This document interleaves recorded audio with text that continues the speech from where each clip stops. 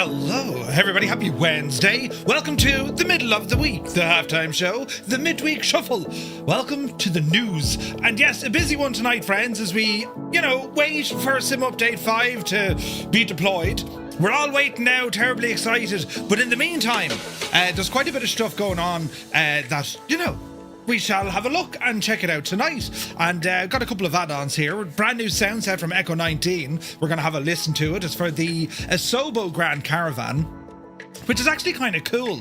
You might remember when Echo-19 released the Cessna 172 soundscape. Well, it very much transformed that aircraft. A lot of people started flying it more.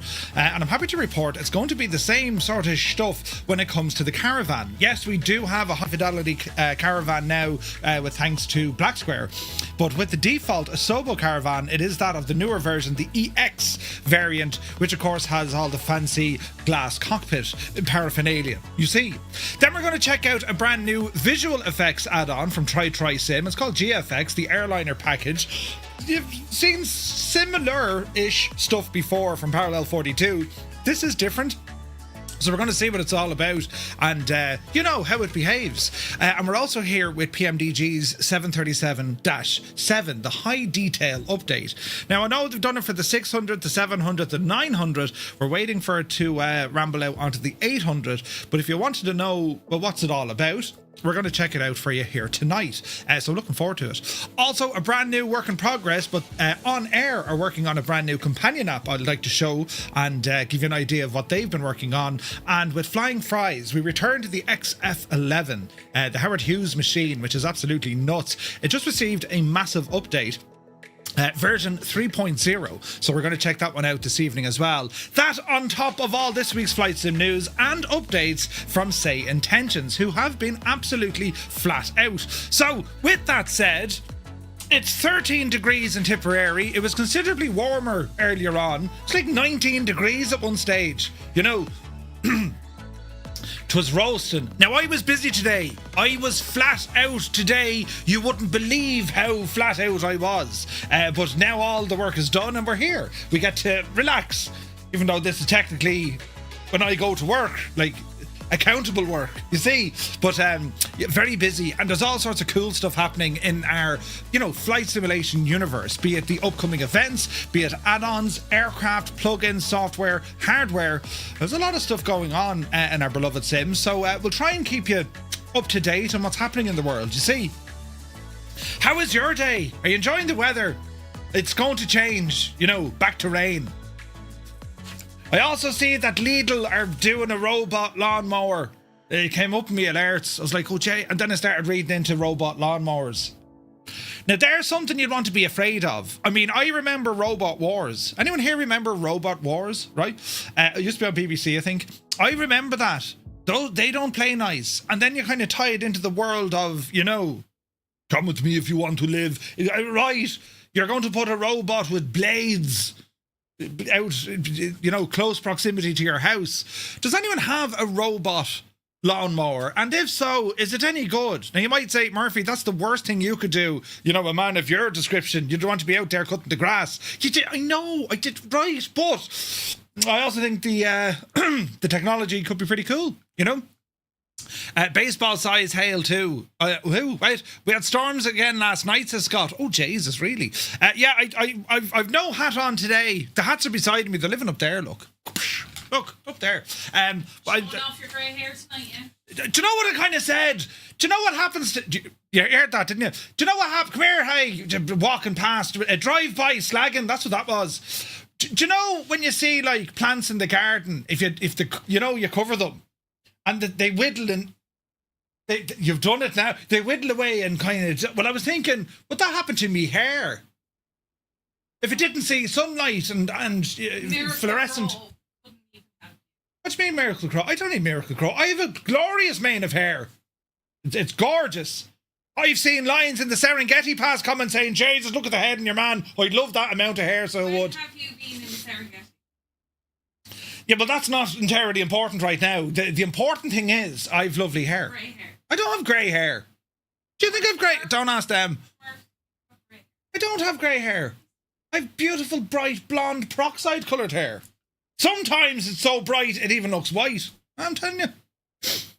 You need to adjust your colour vision. Matches your That's grey. Now that I can't help. Why that checking? Just that line. Yes, I think I'll be grey today. You don't know why it does it, but yes. Thank you for your input and considerations as always, Mr. Two-Tone. Thank you very much indeed. Jesus. Right. I should have worn my hat. But anyway, you're all very welcome in. Happy Wednesday. Yes, whatever the week is throwing at you, we're at the half-time point now, lads. Right.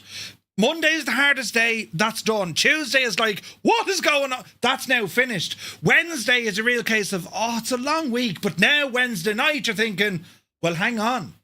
We just have tomorrow, really, because Friday, we're thinking about going home. So we're just, hang on, right, we're nearly there. And, we'll be grand, right, it'll be grand. But anyway, look, who's here on this Wednesday? I've buttons here, look. And, there we are now. I've more drama with my YouTube channel.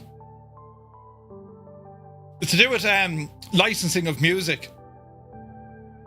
I spend a few quid. Stop singing. Nobody needs to hear you singing. I'm not singing. Playing your... I should play my keyboard on the stream. Yeah. Anyway, I pay money for licensed music, right? That's how you do it, because otherwise you fall into that territory of, right? And for one of the reasons, one of my songs is, I don't know, it's not covered, and I'm getting, Jesus, I'm getting it, like 30 or 40 live streams are all like, we found copyright content. I'm like, no, Jesus, then you didn't. And you think you can get in touch with the crowd who you bought the license from? Sure, they don't want to know about you. I'm going to go Karen. I'm telling you, Karen mode will be activated. I'll roll up me shorts and they'll be right, do you know? But anyway, we'll see what happens. Who's here? Look, like Bison, a very happy Wednesday. Good to see you, buddy. Apache is in the house. Vacuum is here. Welcome aboard. Super Typhon, sup? Hope you're well, buddy. Strap21, good evening. Sun Jammer's in the house. Fierce Wolf, looking fierce. And Wolfie, welcome aboard, buddy. Now, Tamal is here. I've been calling Tamal Tima for ages. And Tamal watches the same streams I do, and I saw Tamal in another channel, I think it was yesterday, and it's a Kerbal Space Program, and I was like, it's Tamal. So hello, Tamal. It's great to finally meet you. Right. Good evening. Liptorius is here. Good day to you.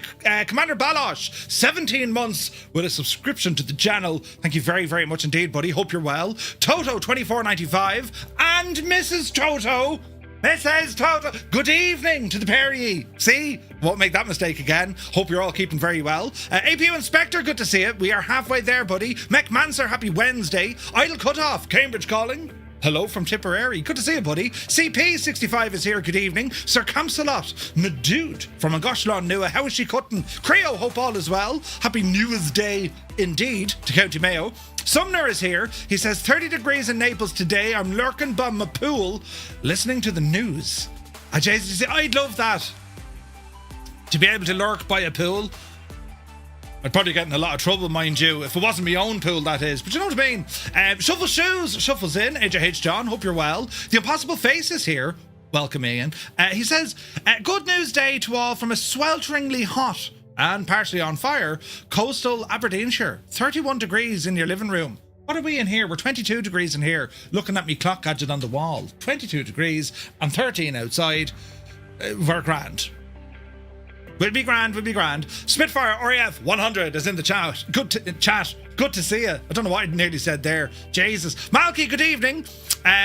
In the news tonight, Patsy Scott's get sunstroke. Bring beer. Flying tonight, you poor old devil. Hope you're well, buddy. El Barto's in the house. Good to see you. Culkin is here. 98 Vulcan, a very warm welcome from Gosford, Australia. Hope you're well, buddy. Just Roy is here. Murph, good evening.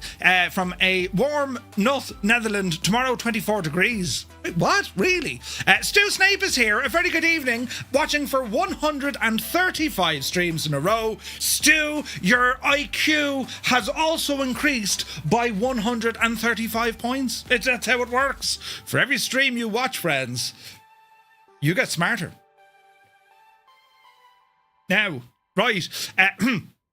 Don't bank on that, though. You know, the lighting, I mean, I lose points, but you gain them. But good evening, Stu. I hope you're well. Sergeant Beast is here. Welcome aboard. Flipper Alloy, welcome in. North Coast Mike, good evening. Eamon, 1973, you're very welcome aboard. Pieman Jim is here. Flamin' Nora, it is a Wednesday again. Chalks is here. Good to see you, buddy. I'm frantically midweek shuffling. Brilliant. Flying Trits, good evening. Is it Mugan or Mugan? But you're very welcome in again, buddy. Great to see you. And, well, happy Wednesday. I hate pronouncing people's names wrong. You know, I do it all the time, but I you know, I need to be corrected, you see. Right. Stick Figure, good evening. Old Veteran 965 says, happy midweek news day, lads and lassies. Hope all is well with you and you're ready for some wisdom. Yeah, wisdom. Yes, wisdom is. Heisenberg is here, tier 2, subscribing for 18 months with a message from the parish. He says, good afternoon, folks. Good to see you, Heisenberg. Hope you're well, buddy, and thank you very much indeed for all your support. Muse fan bursts in the door like a scene out of the Wild West. He says, how he is, his mad jokes, his happy hump day. Good to see you, Muse. Hope you're well, buddy. And sure, listen, it's the middle of the week. Oh, come here. It's also it's like Mugan. Ah, right, brilliant. What was I going to say? Oh yeah, it's a bank holiday weekend here in Ireland this weekend. Aha, brilliant! We're off on Monday. Doesn't really apply to me, but we're off on Monday, which is great, right? I'm going to celebrate by cutting me grass. Yeah, they need the grass cut. Robot lawnmower. Jesus, I could spend bank holiday Monday doing that. I'd get in terrible trouble. You know, if I were to, we'd need a story. A story not unsimilar to what we gave Gibbo, you know. Yes, a bird came in the window and knocked over the ink. A man knocked on the door and told me to just, here you go, try it, have fun with it. Yeah, that'll be, what was his name? Nick, good to see you, buddy. Hope you're well. Where's this now? The Boise is here. You're very welcome. Andy Brown, he's back from Spain and slightly tanned. Welcome back, Andy. Hope you had a great time, buddy. And well, you're very welcome in. Hermit Something, a very good afternoon to Boston. Hope you're well, Hermit. Happy Wednesday to you, my dude. Tenured is here. Welcome aboard. Norse Viking, happy Wednesday. Willow How Much is here. I was busy crashing my Mosquito. Then I had a notification from Murph. You saved my life, buddy. The Mozzie is a beast, but I love it. I'm looking forward to flying it. We're flying that on Friday. So yes, very much looking forward to it. Now let me see. Where's the hat, Murph? You gone naked on us, God forbid. Wait, what? Flying Trits, yes. That's my real hair I'm showing, you know. It's a level of comfort, you know.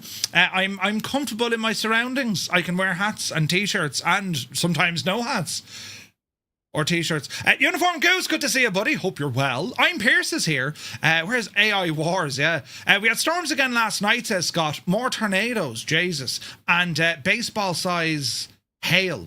That's crazy. Viper Strike, hope you're well. Good evening. I went to a hardware store to get bolts and washers to mount Mimosa pedals, says CP. Ooh, sounds awesome. Grass, I have people for that.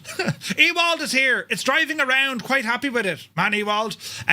Where is this now?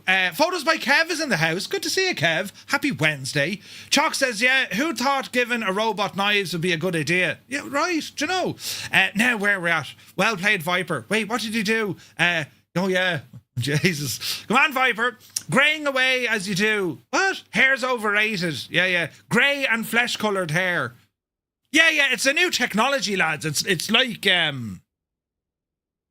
it's stealth. It's stealth hair. Yeah. It's you know, it was invented in Germany. Oh, it must be true. The Germans, right? That's what it is. Stealth hair. You know, we need a larger hair sample. Listen. Excessively salty is here. Good to see you. Wait, hang on. Murph is colour blind. He doesn't see grey. Where's it? Those lions were lying. Very good, Heisenberg. Very good. Going on holiday Friday. Sod going home. Good man, Kev. Where are you off to? Come to America. You wouldn't have grey hair. You would have grey hair. I see what you did there. Very good. Now let me see. Crafty Tigers, good evening. Kirog is here. Lenny Brooks. Mrs. got a cast iron frying pan. Don't be giving her ideas. Talking about the robot lawnmower. Yes, I use one for my 1 square foot balcony. Brilliant. Willow How Much says, Mrs. Two-Tone, he's not grey. You have to have hair in the first place for it to go grey. I've heard the polish in his drawer isn't just for the desk. Now, Right. And my guitar, yeah. The keyboard is only good for making your toes hurt. Ah, Jesus. No robot lawnmower, but a robot vacuum. How does that... Well, I know how it works, but is it any good? Is it any good? Hair today, gone tomorrow, indeed. Cyrus T is in the chat. Good evening, Cyrus. Hope you're well, buddy. You got a copyright by... Wait, you can copyright a xylophone, right? Why do you need a robot lawnmower when you have a wife? Jesus, Kev, now that's brave territory now, huh? That's brave territory now. TriTriSim is here, good evening. Now, let me see. There she is, Mrs. Toto's in the chat. Good evening, I hope you're well. Roll up your shorts, watch your back wheels, don't fall out, Murph. Jesus, brilliant. El Paso, geez, you're closer to California than North Texas. Oh, Jesus. Now, let me see. Imagine it's good to see you. We're catching up now, lads. No comment on the IQ front. Wait, what? Quasar Core, thank you for 55 in a row. Hope you're well. Murph and Wisdom go together as well as Liverpool fan marrying a Manchester United fan. Wait, what? Your boss won't let you off, yeah. Miserable devil, you know. Mac Vision, good evening. Where's this now? P.S. Miranda is here. 21 minutes and no news. Typical Murph. Also, hello there. What are you talking about? We've had loads of news. We're talking about robot machines, me hair. I did loads, you know. Amy is here. Good day to you. Hope you're well. Nikki Fizz is here. 12 months, buddy. A whole year subscribed. Thank you very, very much indeed. Hope you're well. Now we're catching up. PQ, good evening. Can we suggest a cast iron frying pan with the TTM logo as merch? Oh, Jesus, to make TTM waffles. Brilliant. Some robots are good, not all. Right, do you know? No, Murph, the robot vacuum just sucks. I was waiting for it. In a box, man. Good to see you, buddy. Hope you're well. Right, we're nearly there now. Hang on for the big push. Why doesn't this button work? Oh, it does. Thrust Set Simulations. Good evening to you, buddy. Mr. Anderson himself has rambled aboard. Good evening. Carefree Gary. Man Gary. Captain Sticky Rice. Good evening. Black Sheep Jean is in the house. All I need from Moza is a collective to complete my ecosystem. Ooh, nice. Jane, it's good to see you. Jace Ward is in the house. Sim Guy, good evening. Flying Diggs, good to see you, buddy. Happy Wednesday, man. Where is this now? Flyboy Dyer is in the house. Yankee Spanked, good evening. Fraud Jr., good evening. You're very welcome aboard. Flying Winnebago's in the house. Good to see you, buddy. Lads, it's great to see so many familiar faces, and it's brilliant. The band is back together. Isn't this only brilliant? Now, I'm reminded of the Gumpy episode, Robot Rumpus. Was that a thing? Now let me see. Robert Forsyth. Good to see you. Is it Forsyth? In a box, man. That's you, Robert. Brilliant. Dave Cleary. Legend Dave. Welcome back, Dave. Good to see you. Right, I'll press buttons here, look, will we? Just get on with it, Murphy, will you? Yeah. Now, relax. Oh, Jesus. Ozymandias, good evening.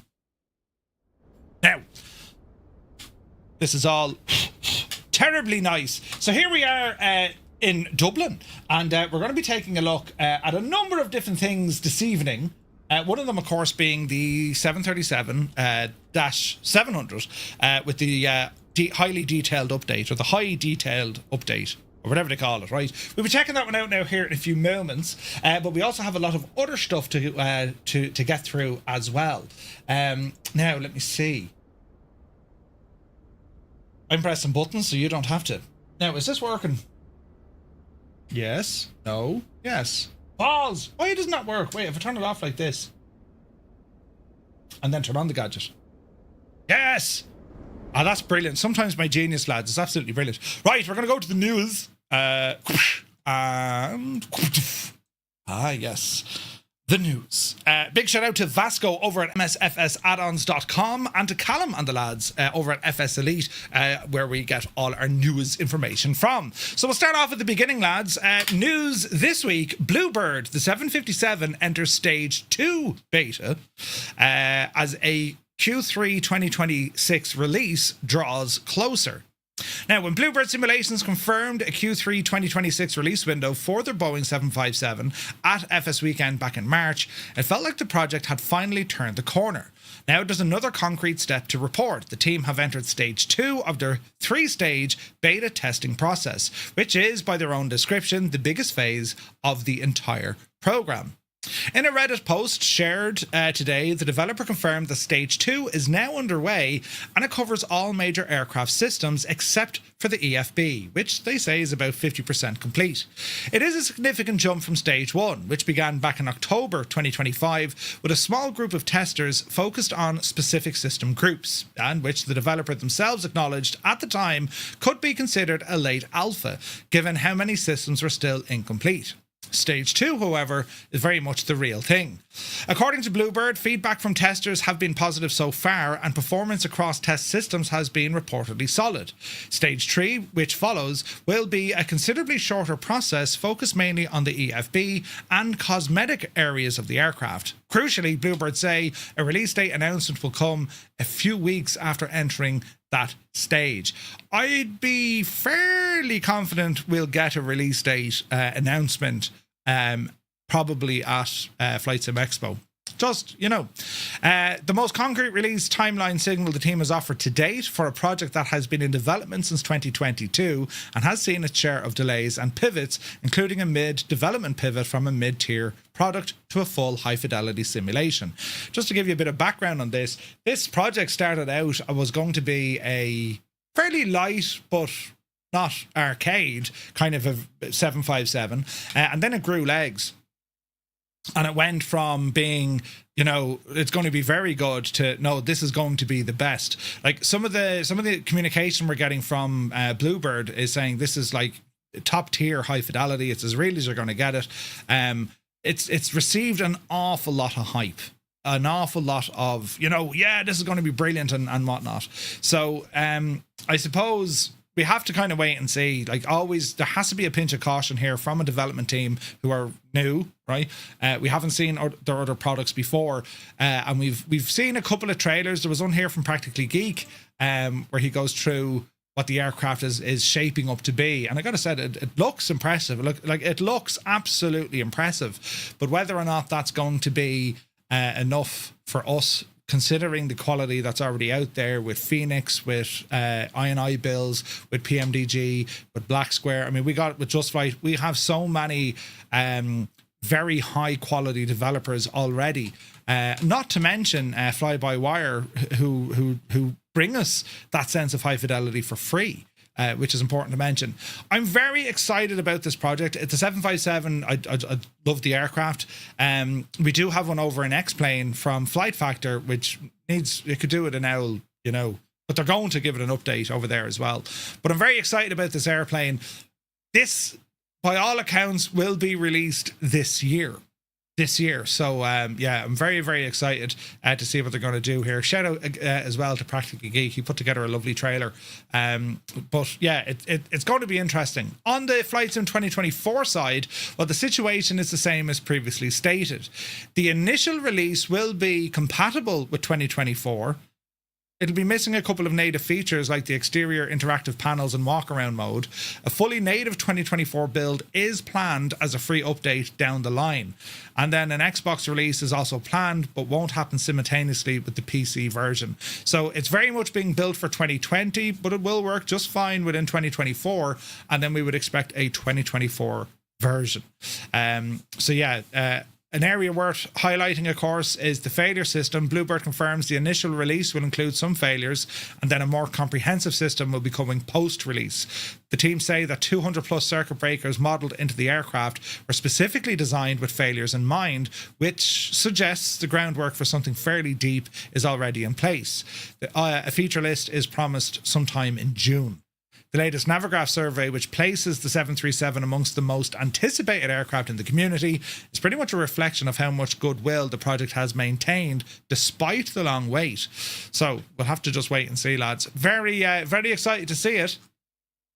And I'm rooting for them. I want this to be just an amazing release, everything to go off without a hitch, and we just get some very enjoyable airtime in 757s because they're a beautiful airplane, absolutely gorgeous. Now, Rhodium Code, their A350, they're working on their own 350, and the questions here is, can this actually challenge what I&I builds have done with theirs? And we do have substantial updates from I&I builds to announce here this evening.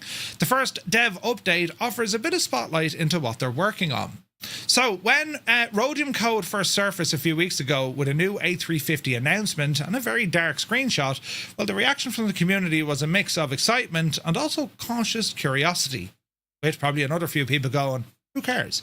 A new Airbus for Microsoft Flight Sim from a studio no one has heard of, built over 3 years in relative silence. Well, it raised more questions than it answered. Now, with their first proper dev update posted to the Discord, Michael and the team have started filling in some of the blanks. The developer doesn't dress things up. There's a lot of work still ahead. The exterior is behind schedule, the cabin is at 0, and there are no sounds worth mentioning yet. But what the team does have, after 3 years of building from the ground up, is a systems architecture they clearly believe in and a cockpit that's close to finish. So, the majority of those 3 years, Michael says, went into the aircraft systems, avionics and flight model. The autopilot and fly-by-wire have been built from scratch, and also a strong emphasis has been placed on stability, making sure that the add-on won't crash mid-flight as systems interact with each other. For a complex airliner, that's not a trivial thing to get right, and it is encouraging that this was their first main priority, right? So, the cockpit is the strongest part from what they're saying. A screenshot was shared of the cockpit. Update shows a flight deck built to a very high standard. You can kind of see it here, lads, from this picture, right? And then they go on from that. The FCU area shows a characteristic Airbus layout with the EFIS panel and autopilot controls. The lower panel reveals what appears to be a functioning ECAM system, right?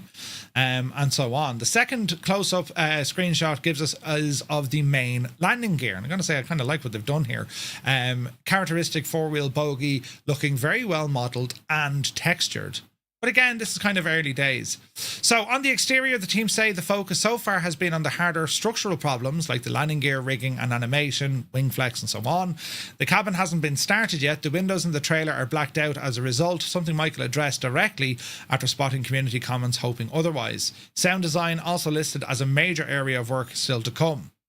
On platform, the A350 is currently running in Microsoft Flight Sim 2020 simply because that's what existed when development started. 2024 support is planned before beta testing begins, and the aircraft will be that of the A350-9 with the new style winglets, and of course it will be payware. No pricing or timeline has been given. We'll keep an eye on it.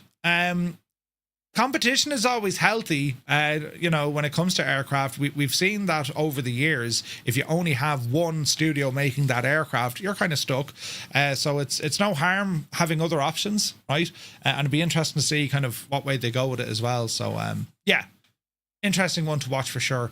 One Fly Air, good to see you, buddy. Hope you're well. Another alternative to Boeing says excessively salty. Yeah, considering iFly is there, right? So yeah, Commander Freezer, good evening, buddy. So there is a lot of Airbus in the sim. There is an oversaturation of Airbus. However, things will change. We're going to see more and more aircraft come through there. So let's just give it a bit of time. Now, this aircraft released the MI Hoplite, or the MI2 Hoplite. This is something I wanted to fly, but it's not a 2024 version at all. Now, Av Angel flew it. I can't remember if she tried it in 24 or not. But anyway, this is the MI2 Hoplite from Digital Aeronautics. It has released. It's getting a fairly good bit of praise. They are saying explicitly it's not a 2024 version. And anywhere that I read, it said it's a 2020 version only. There is a bit of a head scratch. I'll probably still pick it up anyway. I just wanted to see and let the dust settle, because from what I read, they said it was 2020 only. One thing I will say, or I'm a little bit confused, they said that a 2024 version it's going to be its own aircraft. So if you buy the 2020 version, it doesn't look like there's an upgrade path to get a 2024 version, unless I've skipped over that somewhere, but I couldn't find it. Meaning that if you buy this in 2020, you're going to have to buy it again in 2024. Yeah, that kind of makes it a little bit tough. Just because, you're buying it for a platform you're no longer using. And to be honest, I don't know, lads. I get that devs have spent an awful lot of time in 2020 and now there's a shift into 2024, but I just think releasing aircraft first onto 2020, I don't know, I'm not mad on that idea, Tomas says there is an upgrade route for 24 according to the devs Discord. Okay, sweet. So it is working at 24. Perfect. Thank you for the heads up. We will then fly this next week on the news to check it out. I wasn't sure. I just didn't want to grab it because I was thinking, look, if this is 2020 only, I mean, you know, what's the longevity we're going to get out of it? But if it's working away, we'll definitely check it out next week. As I said, the response so far has been very positive. Folks are very impressed with this aircraft, from the sounds, the flight model, the looks of it all. Exciting, to say the least. So we'll have to check it out. Cracker's here. Good to see you, buddy. Now, an aircraft that I absolutely can't wait for. Teog's hangar, the AS365 Dauphin. It is coming soon to Microsoft Flight Sim 2024. They are working on things still. It's not ready for release just yet, but I would expect to see this certainly in the, you know, if I were to put a timeline on it, I would expect to see this aircraft released by kind of maybe July, August. That's my thinking based on what they have yet to do, and of course what changes with Sim Update 5. So yeah, maybe they could throw them off. But the Dauphin, if you've been following Teog's hangar for any length of time, you know that they don't rush things out. They've made some of the best helicopter add-ons in Flight Sim. End of story. They just made some of the best. Alouette is probably my favourite. The Huey is right up there as well, as is the Hughes 500. The AS365 Dauphin is also in development, has been so since October of 24. Well, it holds a long history in aviation. You've probably seen these things, of course, with the US Coast Guard. They were operated by the Irish Air Corps. They were operated all over Europe, and different variants and models of them as well. Some had the extended nose, which had a bigger radar. Some had the shorter nose. Some are used in law enforcement, some are used in civilian aviation, and you also had then the HH65 variant of it, which specifically is what the US Coast Guard operating in later years. That's what they were using, and there is a number of differences between both variants. So just a beautiful aircraft. The winch bay, not just decorative, the developer confirming there is a working winch system, given that the screenshot suggests about SAR and military roleplay possibilities.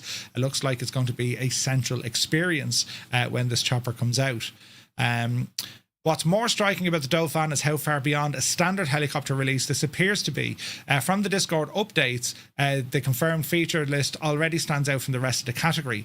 Night vision goggles are definitely in. They're going to do that. Career mode integration also confirmed, and the cockpit screenshots also suggest there are two distinctive variants. So yeah, I'm highly excited for this one. The Dauphin will be an exclusive release to Flight Sim 2024, and that release is going to go through the in-sim marketplace, just as it did for the Hughes 500 and OH6A. So yeah. I cannot wait for this. I was talking to Tags on it. I've seen an Irish Air Corps livery, which makes me feel all warm and fuzzy. I've got to fly in these over the years. They're just a beautiful helicopter, but you can kind of see the differences, even if with the nose, right? There's different variants of these choppers. These still fly to this day, which is mad. They're still in operation today. Beautiful, beautiful machine. And yeah, I am so excited for this, man. So excited to see this chopper come to Microsoft Flight Sim. So we have to wait. We don't have a release date. We know they're working on it. And there was an update from just the other day with the developer confirming the project is on track, but without a fixed release date. Model sounds and animations are done. What remains is the final systems work testing. And the main holdup is actually the HH65 variant that they're trying to figure out. And they're working on a manual as well. So hopefully sooner rather than later, but I'm very excited for this one, lads. You know, the Impossible Face says, I need to learn how to fly them proper and set up a HOTAS. Yeah. Lenny Brooks says, I've never flown a helicopter in either 20 or 2024. I should do, really. Yeah, like helicopter flying in the sim. We're doing that actually tomorrow. If anyone's around tomorrow from 1000 Zulu, we're flying choppers tomorrow on the stream. And the idea is just have fun with the rotary aircraft. I mean, they're a class act. They really, really are, you know. With some of these aircraft being stated or started prior to FS 2024's existence, I cannot imagine how frustrating it is for a studio to develop a cycle needing multiple years. Yeah, Mr. Anderson, 100%. Rylan, good to see you. Monty is here. Good evening. Hope you're well. 2020 just got an update, says Tarnish, 764 megabits. That's interesting. Thanks for that, Tarnish. We'll keep an eye out. But yeah, this aircraft aircraft, in particular, this aircraft is definitely on my radar. You know, it goes back to my childhood as well, living in Bal. You know, so can't wait. Can't remember if we brushed over this last week. Azure Poly announced the Grumman S2FT tracker. It's an aerial firefighting icon, and it's on the way to Microsoft Flight Sim. Now, Azure Poly, known for tackling aircraft with a story behind them, and of course their latest announcement very much in that spirit. The French developer have just revealed a new project, a Grumman S2F2 tracker. An S2FT tracker, a turboprop converted variant of the iconic tracker that spent decades fighting wildfires across Europe, most notably with the French Civil Protection Service. It's a surprising choice in the best way. The tracker isn't the kind of aircraft you would usually see topping community wish lists, but it has genuinely fascinating history with a strong following among those who know it. Originally a carrier-based anti-submarine aircraft in the 50s, the Grumman S2 tracker had one of those careers that took it far from its original purpose. Beyond its military service, it became one of the most widely used aerial firefighting platforms in the world. Started out as a sub-hunter. Yeah, it's nuts. CAL FIRE, California's Department of Forestry and Fire Protection, operated the S2 T variant as the backbone air tanker for decades, and the type saw similar service across other countries facing the same wildfire challenges. This variant is developed, of course, is the French equivalent, operated by the Sécurité Civile, fitted with Pratt & Whitney Canada PT6 turboprop engines in place of the original piston power plants, and the upgrade gave the aircraft a meaningful boost on reliability and performance. Interestingly, a hobbyist project targeting the S2F3 AT turbo tracker surfaced some years ago, but it never really materialized, making this Azure Poly announcement the first serious attempt to bring this aircraft type to the sim. What stands out beyond the aircraft is how Azure Poly is approaching the research side. The team say they're working with SOS Tracker 7, a small association of former firefighters who rescued one of these aircraft from being scrapped and have it preserved in France. For Azure Poly, having access to the real airframe is a recurring part of the development process, and it does show the detailed work of the releases. The clay renders shared with the announcement, while still very early on, do suggest that there's a level of care. The exterior geometry looks accurate, and the interior passageway shot offers a glimpse of the kind of detailed fuselage we can expect. No release window yet, but yeah, Azure Poly, I'm a huge fan of that studio. They've brought us some incredible aircraft, and this thing looks absolutely class. Am I right in saying the S2, wasn't this capable of AWACS? Didn't you see some of these on the carrier with like a big friggin' satellite dish up there? Or am I absolutely raving? Kieran Niall, good to see you, buddy. No news yet, buddy. No news yet. Ryland is you're in Flight Sim right now? Good man. 2 turbo trackers currently flying in France on civilian register, says Nick. Ooh, nice. Interesting stuff. But yeah, it's pretty cool looking, and yeah, looking forward to this. Azure Poly, they just make gorgeous aircraft. That C-160, come on out to that, will you? Anyway, Aerosoft and Tolus have updated their A340-600. It's up to version 1.0.2, and they've added SayIntentions CPDLC and hardware FCU support. Murph, you mean the Grumman E1? Ah, the E1. All right. The Tracer, yeah, that's what I'm thinking. The Aerosoft Tolus A340 continues to move quickly through its post-launch phase. Version 1.02 just arrived following the first update in late March. This one expands the aircraft hardware integration options while also tidying up some of the data link and replay behavior. And the headliner, of course, features SayIntentions CPDLC support for those using SayIntentions as their ATC solution, while the CPDLC, the data link system that lets pilots exchange ATC instructions via text rather than voice, can now be handled natively through the aircraft's DCDU. Speaking of which, the DCDU itself also gets real-world accuracy fix. A 5th line has been added to match the actual configuration, one of those details that's easy to overlook. Hardware users also get 2 useful additions. There's now an LVAR to inhibit rotary acceleration, which means if you're using a physical FCU with encoders that don't respond well to the default sensitivity settings, Aerosoft have also added data output for hardware MCDUs via their own interface. On the SimBrief side, there's also 2 changes worth noting. You can now opt out of populating the init B page during import, giving more control over what gets filled automatically. Rounding out the new features is the LVAR for external replay tools to freeze system modeling, which should help third-party replay utilities interact better and more predictably. You know, Bell Bro, good evening, buddy. We also got a couple of fixes, and the main ones coming out is the a correction for the loss of manual flex on the engine failure during flex takeoff, an edge case that rarely comes up but does need to be handled correctly. FCU freeze buttons or button freezes after replay has also been addressed, and also the chart download delays for new airports in the Navigraph EFB have been improved. So great stuff to see the aircraft getting an update, version 1.02. And yeah, it's a great machine. Now, the default Caravan EX gets a proper audio overhaul. We're checking this one out tonight, lads, to give you a listen. The work done here is from Echo-19. Now, Tyler from Echo-19, he's working with a number of developers on their main releases, but he also has his own products, his own standalone products available to pick up as well. And I gotta say, these really do transform default aircraft. They transform any aircraft, but when you look at kind of like the default Asobo fleet, these are very, very good. It goes beyond just, you know, the engine sounds. I mean, you're talking buttons, gyro, avionics, battery, lights, strobes. You can hear all this stuff, and he also includes a number of different liveries as well. So, with this particular project, which is cool, because I remember Tyler sending me photographs, you know, standing around various Grand Caravans, and he was able to record so much data. Like, it's just ridiculous. But anyway, he partnered with Mission Aviation Fellowship, or MAF, and recorded the real Grand Caravan EX on location using more than 12 microphones, covering the cockpit, the cabin, and the exterior from every angle across every phase of flight.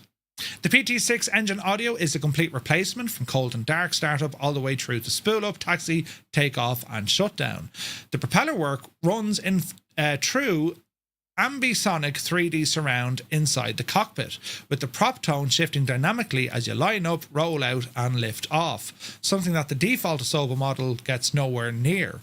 Outside, there's a full 360-degree exterior reconstruction with flyby sounds and distinct engine ambience, which does make a real difference. So we're going to be checking this one out tonight, lads. And I fired it up earlier on to have a quick listen, and I was like, this is amazing.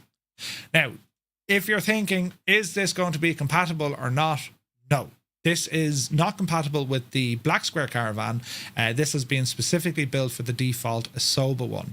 So if you're on the Black Square, you already have good sounds with the Black Square one. They've done a great job there. But if you still like using the default Asobo aircraft, which many people are using, this is going to be a great option for you. It ships with 9 new liveries created by Reese Brown, and including 2 MAF schemes. And we also get some with cargo variants such as FedEx and DHL. Pretty cool. Absolutely pretty cool. The pack is available to buy. You can pick it up for about $15-ish, right? But we're going to be checking this one out on the live stream tonight. So moving on, we have updates here from I&I builds, and they've been flat out busy, in particular when it comes to the A350 and the A340. Their A350 is updated to version 1.2.5, focusing on refinements, system accuracy, and overall stability. And one of the biggest ones here, it was an emphasis on WASM performance. Following extensive testing, the team have implemented a range of under-the-hood optimizations to memory handling, data efficiency, and system robustness within the Microsoft Flight Sim WASM environment. This results in smoother operation and more reliable behavior, particularly during some of those high-load scenarios. Do you know? Static Dash, thank you for the follow.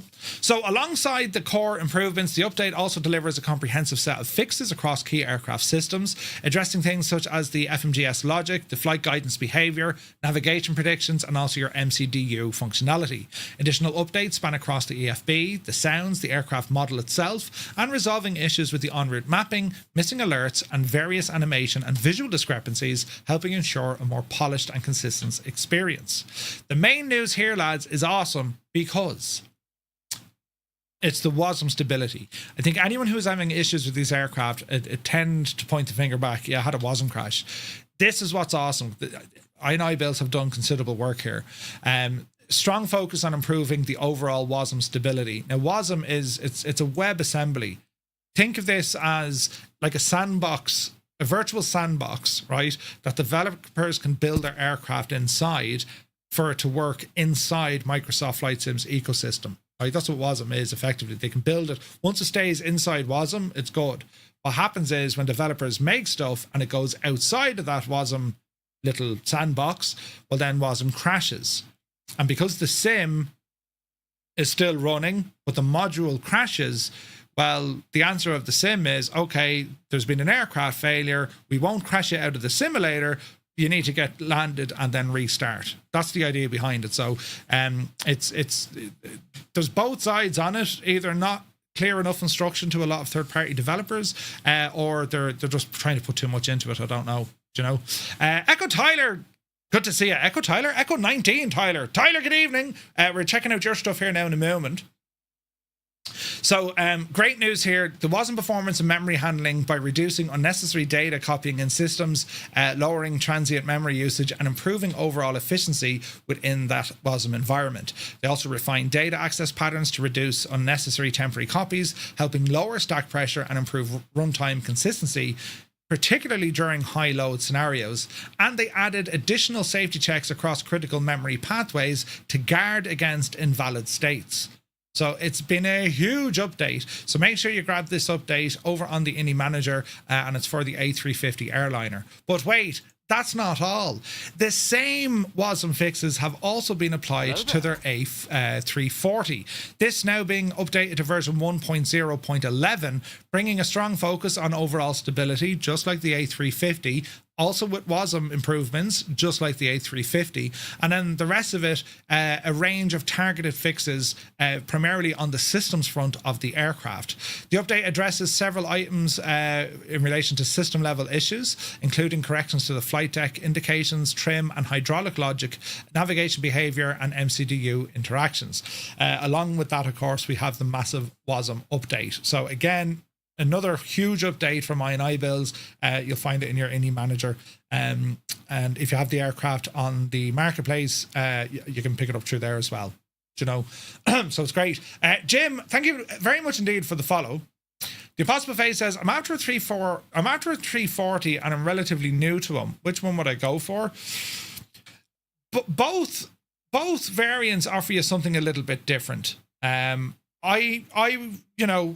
My personal preference, I think Innie-Build's A340 is, to me, that's one of the best aircraft releases. Now, I say this, and I'm still learning the TriStar, but I've really enjoyed the A340 because it's a very rounded package. You have your passenger, you have your Praetor variants, and it just works very well. Tons of liveries.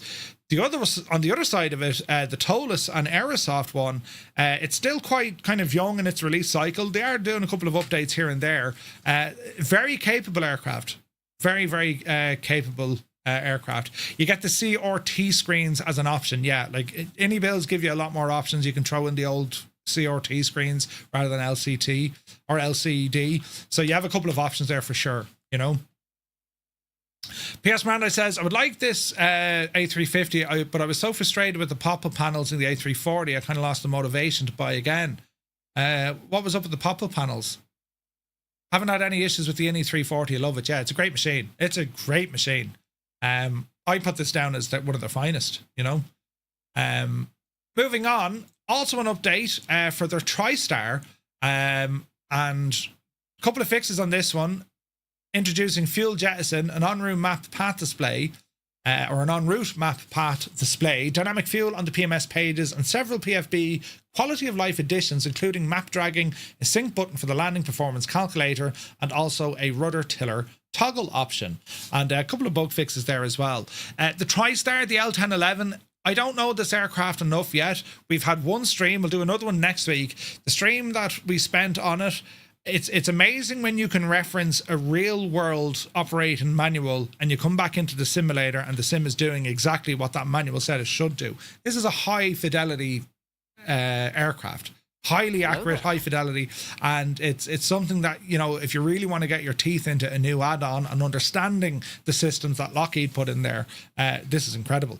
So this also got an update from I&I Builds as well, so do be sure to check it out. Oh geez, is a Scotian. Welcome in, buddy. Thank you very much. What about the TFDI MD-11? So the MD-11 is still very much there. It's not to be forgotten about.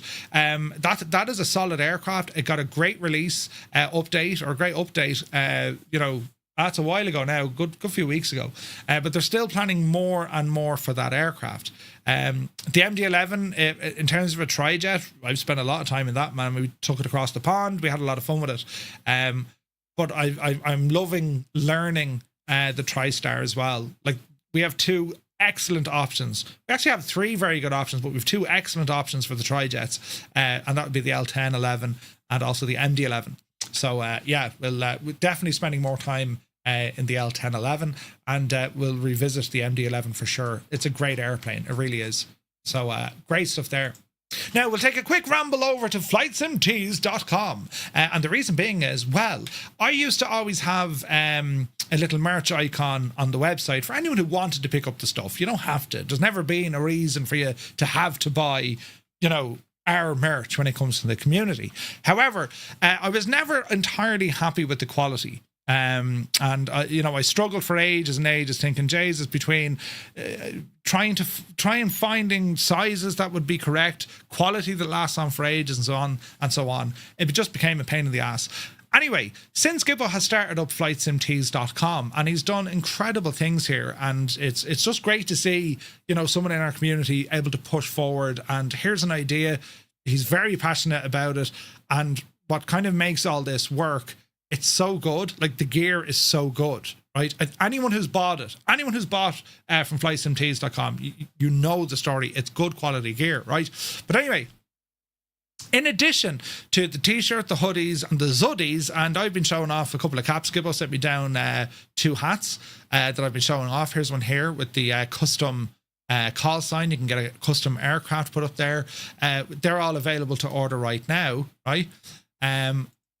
We've just added a partnership, collaborations, you can see it here, where merch for our stuff, t-shirts and whatnot, we're starting very small, but like the idea being is if you want to buy our community merch, be it, TTM logo or some of the designs that we do, well, that's going to be available over on FlightSimTees.com. And the reason being is because the quality that Gibbo has is just better. It's just better quality. End of story. It's way better. I'm wearing the gear. That'll tell you, right? So currently for sale at the moment, and again, there's absolutely no obligation here. If anyone does want to buy stuff, use that code above. Save yourself 10%. 10%. Saving money is always a good thing. We do have the Bremen t-shirt. This is a limited edition, and the reason being is, well, it's for the Bremen flight that we've done this year. That's available to purchase right now. And then we also have the standard, just a two-tone Murphy t-shirt. Bog standard, it's just the logo on a tee, but it's exclusive to our community. This is our stuff. This is our gear. So if you want to grab them, you'll find them over on Flight Sim Tees. I'll update our own website with links and all this, and we'll be adding more products to it. But folks had asked, and well, here is a solution. And see how we get on with it, and don't forget, use that code above. It gives you a discount, 10% discount. Saving money is not a bad idea at all, lads. So massive shout out to Flight Sim Tees. Gibbo, as I said, is doing a great job, and he'd be flat out behind the scenes. Good news with these as well, you can also pick the GTM stuff in white or with black. So you have a couple of options there. That just doesn't update, but you can get these in a white or black t-shirt as well. But not only that, have a look at the rest of the brand items that Gibbo has. We've looked at these before, but he's got some amazing t-shirts, amazing hoodies, and there's a lot more on the way. And again, you want to be checking these out because he changes them up. He changes them up every so often, so you'd be missing them. You'd be like, Jesus, right? And I have to say, he spends a fortune on the models trying the gear on. I mean, there's Simon, right, drinking, he loved it. right. But yeah, it's just class. So yeah, massive shout out to Gibbo, and best of luck with it as always. And if you want to grab yourself some merch, if you want to grab yourself some TTM merch, well, you'll find it over on the flightsimtees.com website. Excellent. Now, moving on. Azure Sim released Jeddah, King Abdullah's Oscar Echo Juliet November for Flight Sim 2024, and there's also a City Bundle Pack too. Now, for anyone who's tried to fly into Jeddah in the sim, well, they pretty much came away frustrated what was on offer. Well, here's one for you, perhaps. Azure Sim have released its rendition of the airport, Oscar Echo Juliet November for Microsoft Flight Sim. It's available now through the I&I Build store. It's not a minor hub, it's a huge international airport in Saudi Arabia, serving not only regular commercial traffic, but also acting as the primary entry point for millions. The Azure Sim, not a new name in this part of the world. The developer has produced multiple Saudi Arabian airports over the years, most notably Oscar Echo Romeo Kilo, which built up a substantial following. Now, for this airport, the developer says the scenery covers a highly detailed recreation of the airport layout, updated for modern operations, accurate terminal buildings, accurate terminal, realistic ground textures with custom markings and weathering. PBR materials throughout, custom night lighting and performance optimization native to Flight Sim 2024. Alongside that, they've also released a separate Jeddah landmarks pack covering the city skyline from along the Red Sea coast. With the developer saying it includes detailed recreations of structures such as the Jeddah Corniche, is it, and the Kingdom Tower. So the pricing of the airport, get this, is €29.97. And then the landmarks pack is an additional €10. So you're close on $40 here. Now, this is kind of the reality. I mean, look, we're all for anything new coming into the sim is going to be a good thing. People need choice. It's always great to see your local airport and whatnot get love and all this sort of stuff. But I think when the price goes to a certain point, that now kind of opens up the door to a lot more scrutiny. And I cannot speak for myself on this because I haven't tried this scenery. I haven't used it myself. However, I have seen it being used by other content creators, and well, the reception hasn't been great. Certain elements of it are very, very nice, but some of them not up to scratch at all. So I would have to wait and see. I'll probably pick this one up and I'll do my due diligence and give it a good run for its money. Maybe there's going to be some updates because there are a couple of areas were missing, kind of critical areas were missing when it came to taxiways and some of this. So yeah, it's definitely on the higher end of pricing. We've looked at scenery developers before who will either just do an airport or they'll do landmarks. So it's kind of cool that Azure Sim can do both. But it just kind of pushes it into a price area that it's fine, but it's going to demand or it's going to encourage more scrutiny. At that price point, you don't want any sort of issue whatsoever, I would think. You know what I mean? So yeah. Also, from what I heard, the scenery runs notoriously bad, says DeBlaze. I've heard the same. It isn't good as it appealed. Or it isn't as good as it appealed, according to James Fuller. Heard nothing but criticism, way overpriced for what it's worth. Yeah, I don't know. I don't want to say it's good, bad, or indifferent. Looking at it, it looks very good. I can straight away say it's definitely on the upper end of the cost, and I am aware that some people aren't happy with it overall, and it's because it's at that price point. That's the point I'm making. It's not to say the developer did a bad job or a good job. That doesn't even come into it. It's the pricing of this.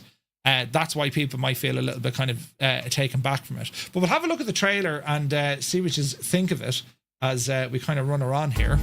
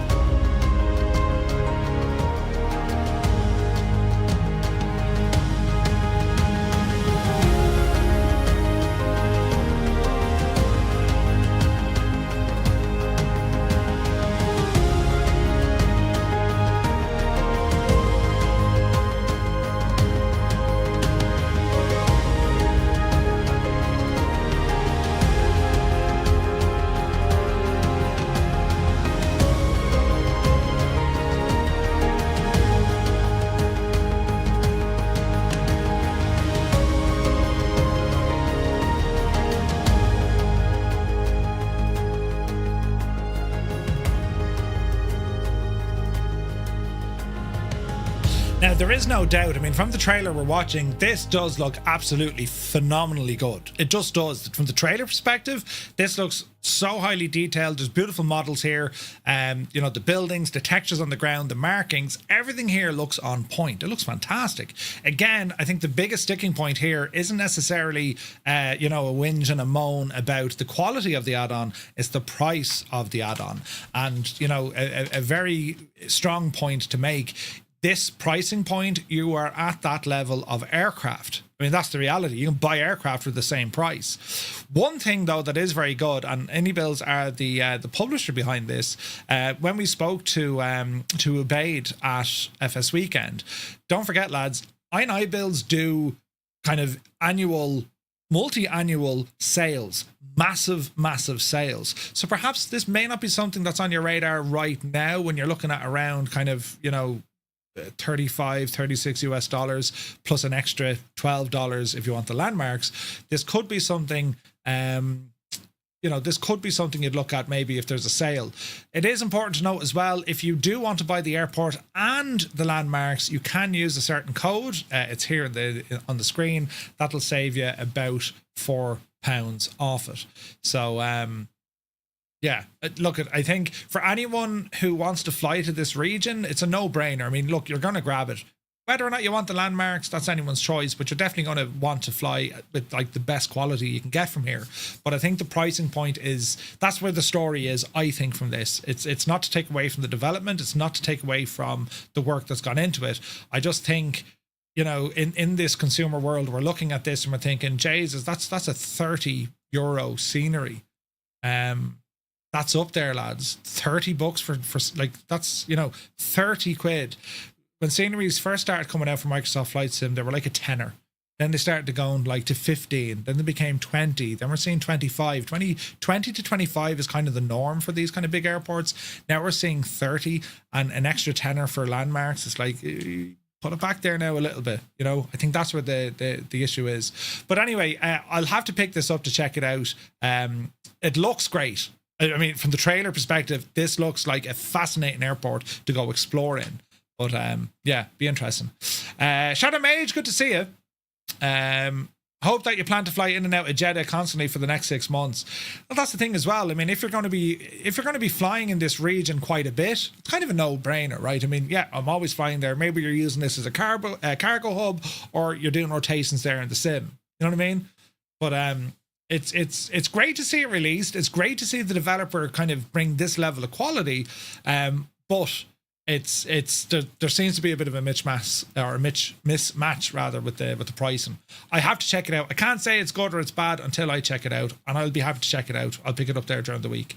Turner says if it was 20 or 25, probably sell more. Yeah, I think so. There is a big VATSIM event next month. Yeah, so it could be smart as well, saying, look, there's a big VATSIM event. This is going to be a key airport. Now's the time to grab it. Who knows? Who knows? If this was like an airport like Heathrow where I live, then I definitely would. But for once or twice visits a month, then no. Again, that comes down to who the target audience is. You know, if there's a lot of, you know, simmers who fly in this region, this is going to make total sense to them, you know? They're going to look at this and say, yeah, we've been waiting for this for ages. This is a must-have, must grab it. And I think they're going to be happy out, right? As I said, from the trailer alone, it looks incredible. And that night lighting, beautiful, absolutely beautiful night lighting. So yeah, we'll have to give it a blast and see what happens, you know. Zybok is here. Good to see you, Zybok. Welcome aboard. Now, moving on, news from Orbex. 41 Charlie Alpha Silver Creek Ranch brings a demanding Californian backcountry strip into the world of Microsoft Flight Sim 2024. It is, without doubt, one of the sim's most interesting niches, and a brand new release from the Attic Flyer Studio adds another worthwhile entry to the list of backcountry airstrips. 41 Charlie Alpha Silver Creek Ranch is now available on Orbex Direct. And it's a pretty different proposition compared to the airstrips we have seen previously. South in the South Fork Trinity River Valley in Northern California, it's not a gentle introduction to backcountry. The approach leaves very little room for correction, with a 1,600-foot grass runway tucked right into a tight valley. It's the kind of strip where energy management and situational awareness matter before you even see the threshold. The scenery itself centres on what the developer calls Silver Creek Ranch, a detailed ranch environment along the Trinity River, featuring rustic cabins, campfire areas, and also surrounding terrain modelled on what Orbex describes as handcrafted PBR quality. We'll go ahead and check out the trailer here. Can't play the music, unfortunately, but we'll do one of these and have a listen and see what happens, lads.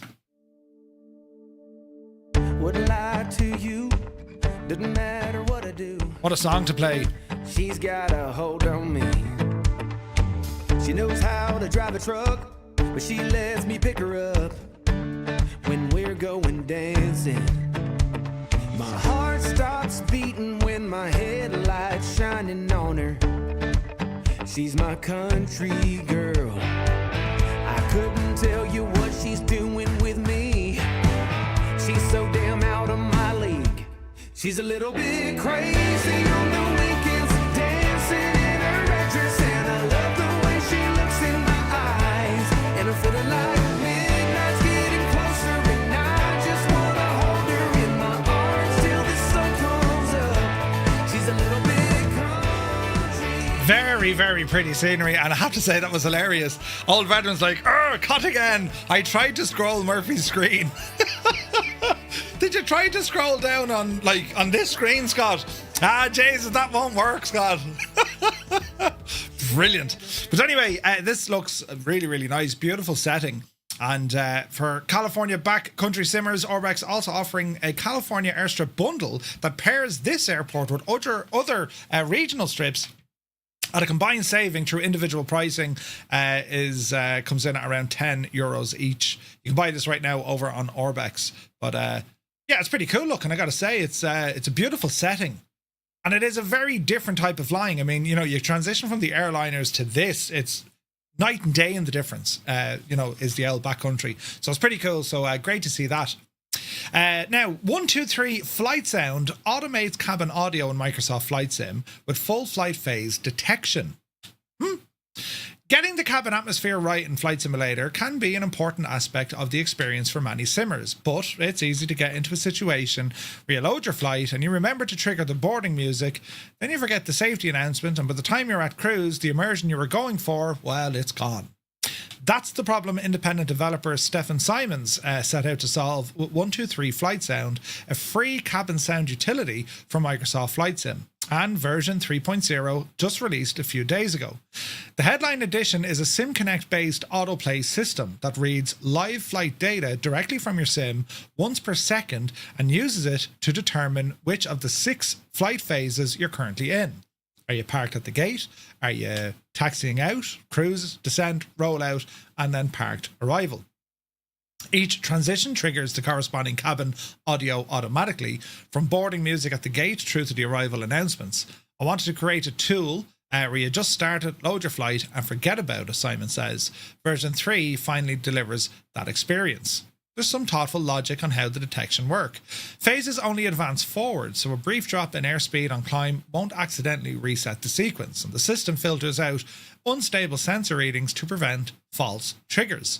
On the audio side, announcements are structured around language-based packs rather than the airline-specific ones, meaning that they work across any livery or aircraft type. Custom sounds can also be loaded via the soundboard, and a knob-style mixer lets you balance cabin audio against the engine sounds. One current limitation worth knowing, the tool does not work well in VR, where it renders as a separate window outside the headset.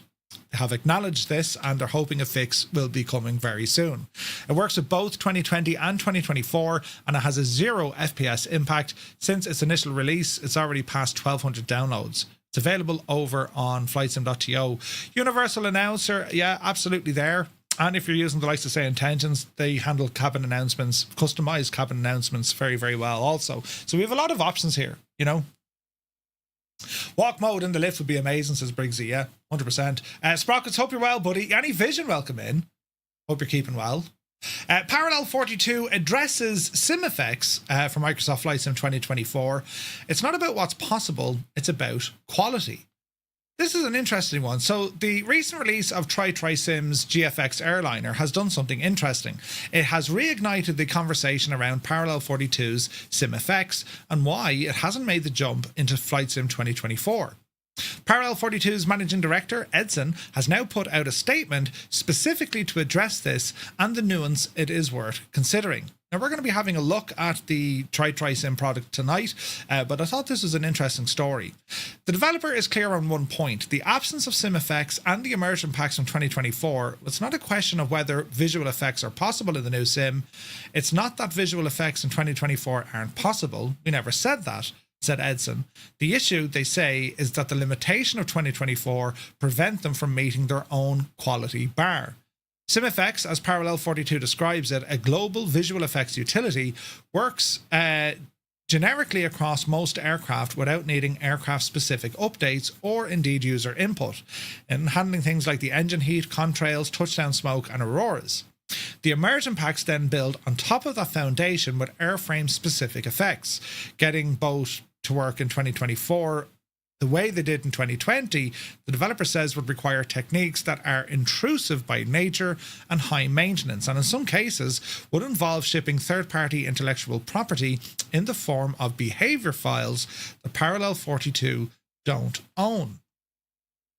Even if they pursued a scaled-back version, Parallel 42 say it would be a significant departure from the full experience that SimFX and immersion packs deliver, missing out on many of the effects that make the combo so special. Their position, simply put, is that a compromised SimFX isn't something they're willing to ship.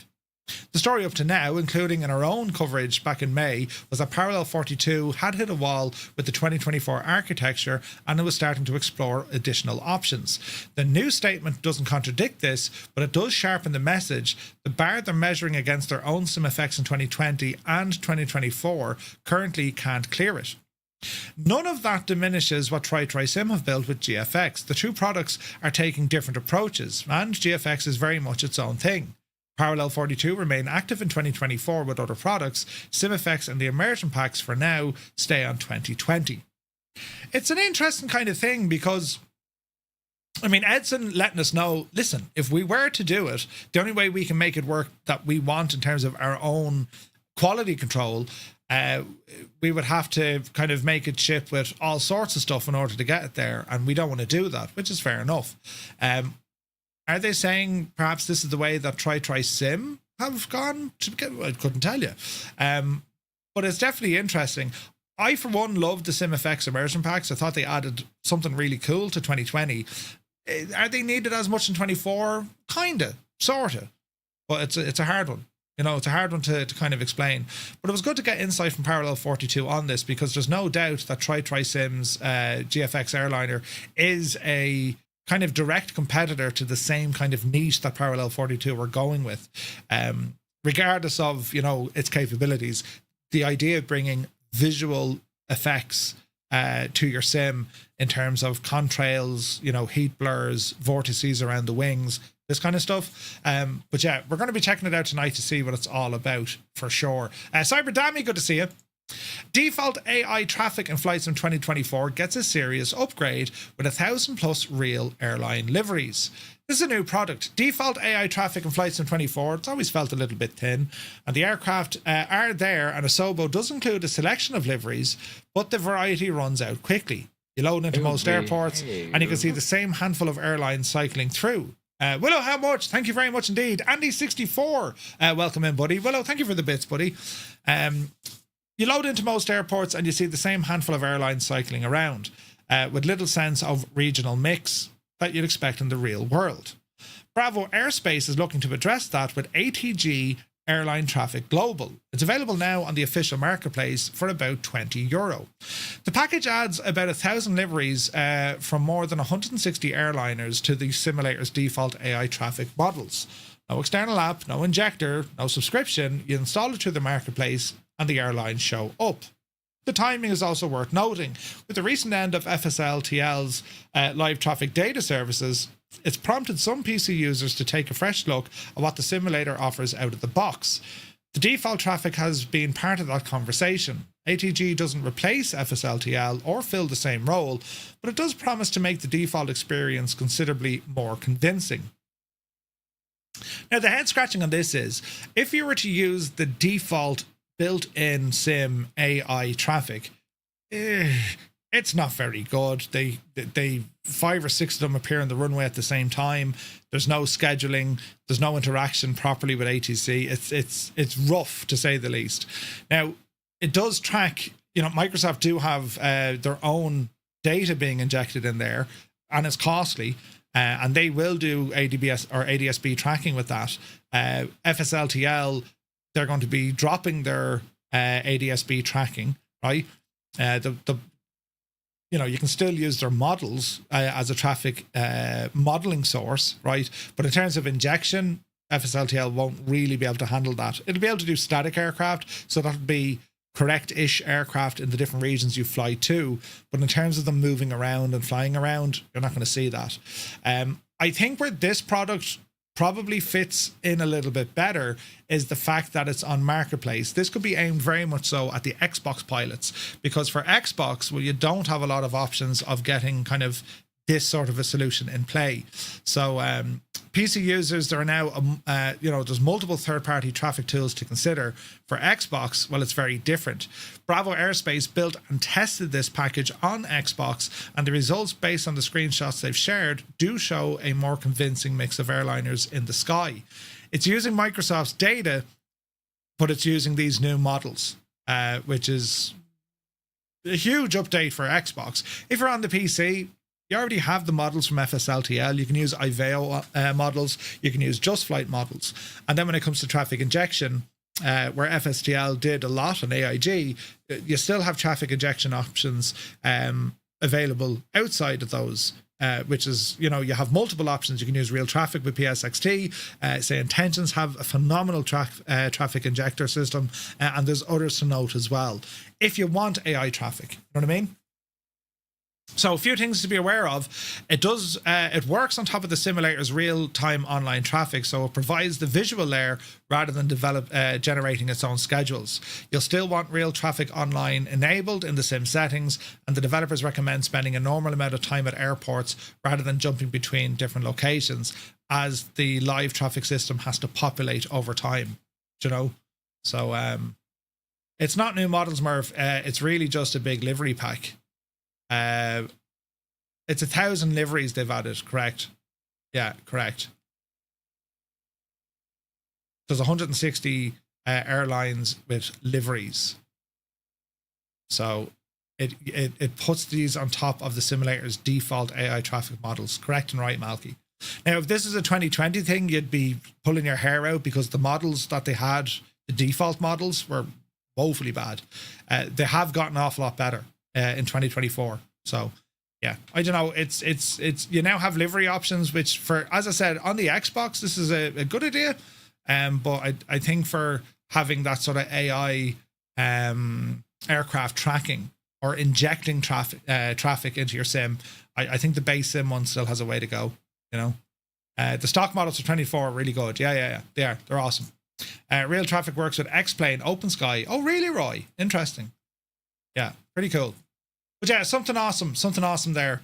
Flight Sim Expo, this was all released over the last few days. 60 plus exhibitors, with Thrustmaster promising a civilian flight sim comeback. So 6 weeks before the doors open at St. Paul, Flight Sim Expo has revealed its first confirmed exhibitor list. More than 60 partners are now locked in for June 12th to 14th, spanning hardware manufacturers, software developers, real-world aviation training providers, and also community groups. We already knew that Microsoft Flight Simulator was attending, confirmed in the April developer livestream, and the wider exhibitor picture now fills in around that anchor.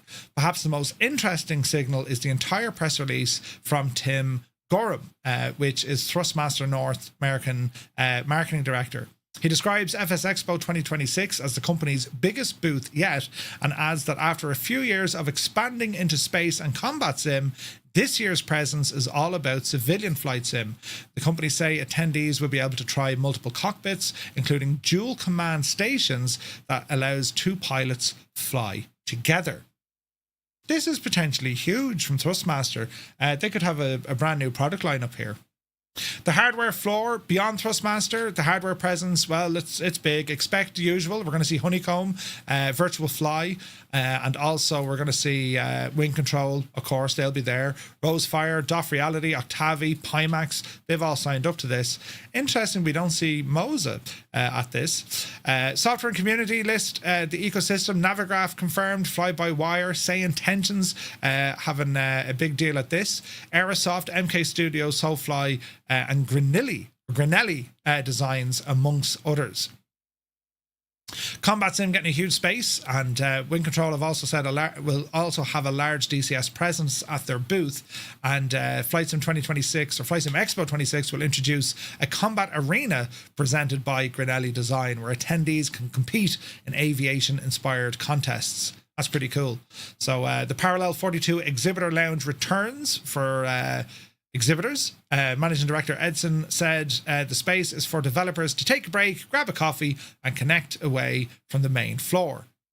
Tickets and timing. Tickets go up on the 1st of May, so if you're considering attending the show, the full exhibitor list is available over on their website, flightsimexpo.com/partners. Exhibitor registration is open up until May 29th. There is a very good video of it here, and easy now, Murph. There's a great video of it here over on FS Elite. I'll share that in the chat.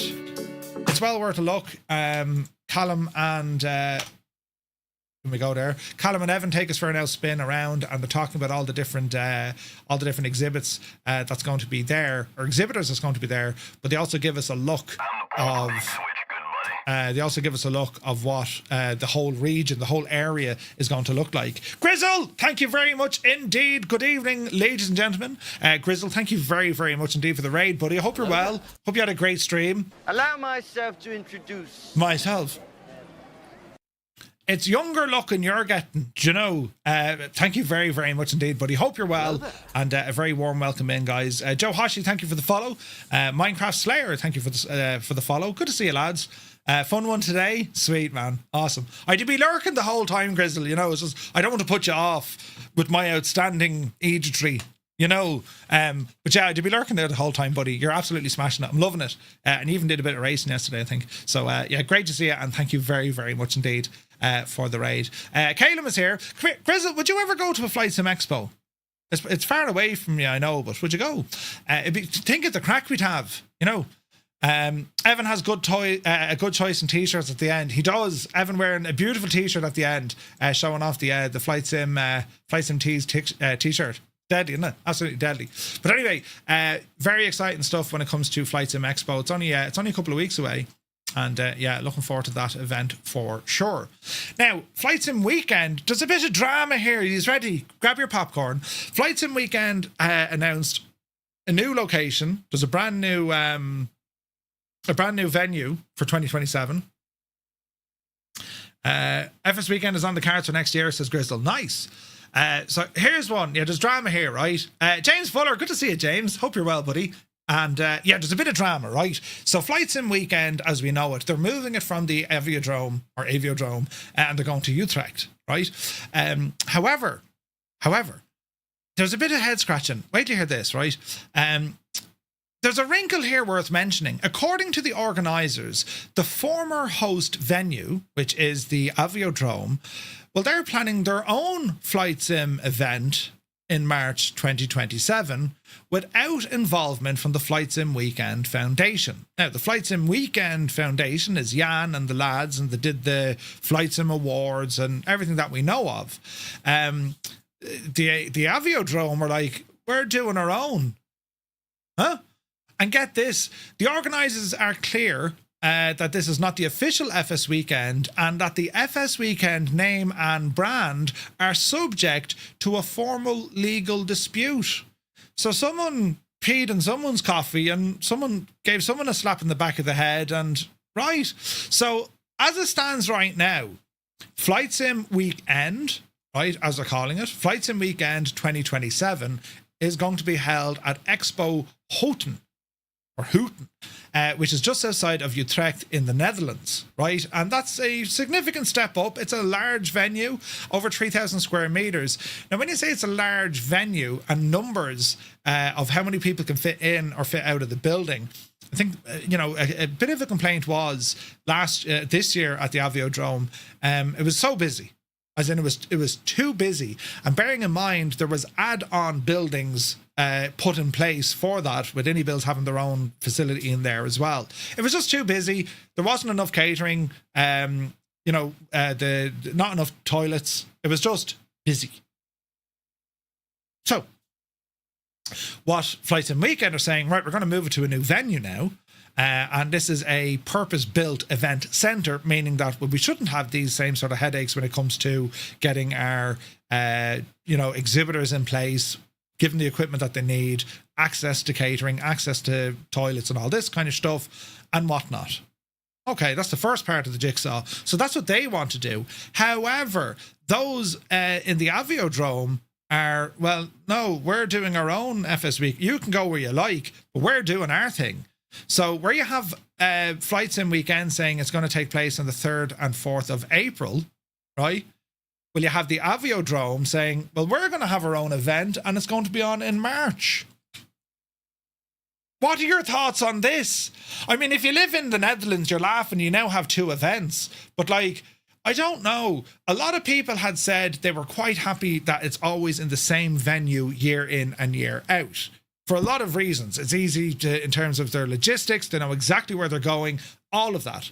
But then the other side of the conversation, you have people saying, oh, we're going back to the same venue. They want change. You look at FS Expo, they move it around a bit. And, for people traveling, it's a great excuse, because when we get to go to places ordinarily, we never even think about going, right? I mean, Minneapolis and St. Paul, I'm actually so looking forward to going there.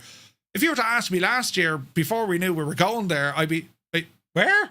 Where's that? What did they do? Is it nice? You wouldn't have a clue, right? So the idea of moving things around, now it's still in the Netherlands. Continental Europe is friggin' massive, so they're still keeping it inside the Netherlands. Maybe the scope later on for, maybe it goes into Germany, or, well, there is kind of stuff in Germany anyway with Aerosoft, but maybe it goes into France, for example, or maybe there's something that comes back to the UK. I tried one in Ireland and it was good crack. We all went out for pints, right? But you get the idea. Moving it around is, I think, to a lot of people, it's better, right? What I found here, though, is just strange, because where you have Flight Sim Weekend doing one thing and then FS Weekend, if they want to call it that, doing something else, there's a clear divide here. There's conflict or some sort of an argument or a whinge or a moan over something.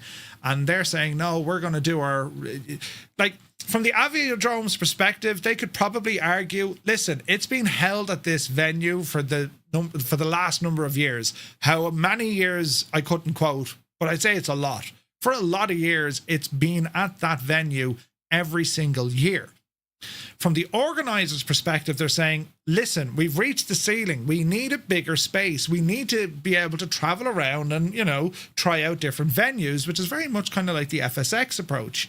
For them, well, now they're getting kind of, what are these lads doing? We're FS Weekend. No, we're FS Weekend. I'm just waiting for someone else to jump up. We're FS Weekend, and so is my wife. Like, that's the kind of void we have there, Very interesting. But yeah, James says, I think personally aviation as a whole is inclusive, right? So we're all from different walks of life and so on. I like the idea of going to different locations around Europe, maybe, and then experiencing different cultures. Yeah, dude, that's a huge, it's a huge draw for so many people, because they can travel to different areas. You know what I mean? Just move all the airplanes out of the hangar. Problem solved. Problem solved, Tyler. Problem solved. But yeah, I think it's a good one. Sorry, I say it's a good one. I think it is a good topic to discuss. What would you rather? Would you rather go to the same fixed location, or would you rather travel around? Everyone's going to have a bit of a different take at it. Dreams of Wings is here. A very good evening to you, sir. Hope you're well. He says, good evening, Murph. I can't believe I went to my first ever Flight Sim show at Cosford back in 2019, and then the bleeding COVID killed it off. Yeah. Cosford was a great show. I never got the chance to go to it. I always read about it and saw it online and whatnot. But yeah, I never say never. Right, there's definitely scope for a flight sim show in the UK. There just is. There's a massive user base in the UK. You know, Captain Minnesota, good to see you. Am I going to Expo? Yes, I shall be. They saw how huge this year's FS weekend was, and they wanted a piece of that cake. Says Henry. Maybe that could be it. Like my understanding is at the Aviodrome that weekend. What made it busier, the event wasn't closed off to the general public, meaning that you had families and kids going to the event as they would going to the museum, right? And now you throw in a couple of thousand flight simmers. That just made the thing very busy, right? So, yeah. Like the idea of being in Utrecht rather than Lelystad. Yeah, like there's not much in Lelystad, you know, and like logistics and whatnot. You still have to get out to the airport. Yeah, you can get a train into Lelystad, but you still have to get out to the airport. Now, the solution in Utrecht isn't much different. You can't get the train out of the exhibit hall, so you'd have to get, you know, the train from Amsterdam and then taxi or whatever. And taxis are wild expensive in the Netherlands. Them Dutch taxi drivers, these are taking the absolute Dennis Hickey lads. Nothing against the Aviodrome, but Utrecht, Lelystad, yeah.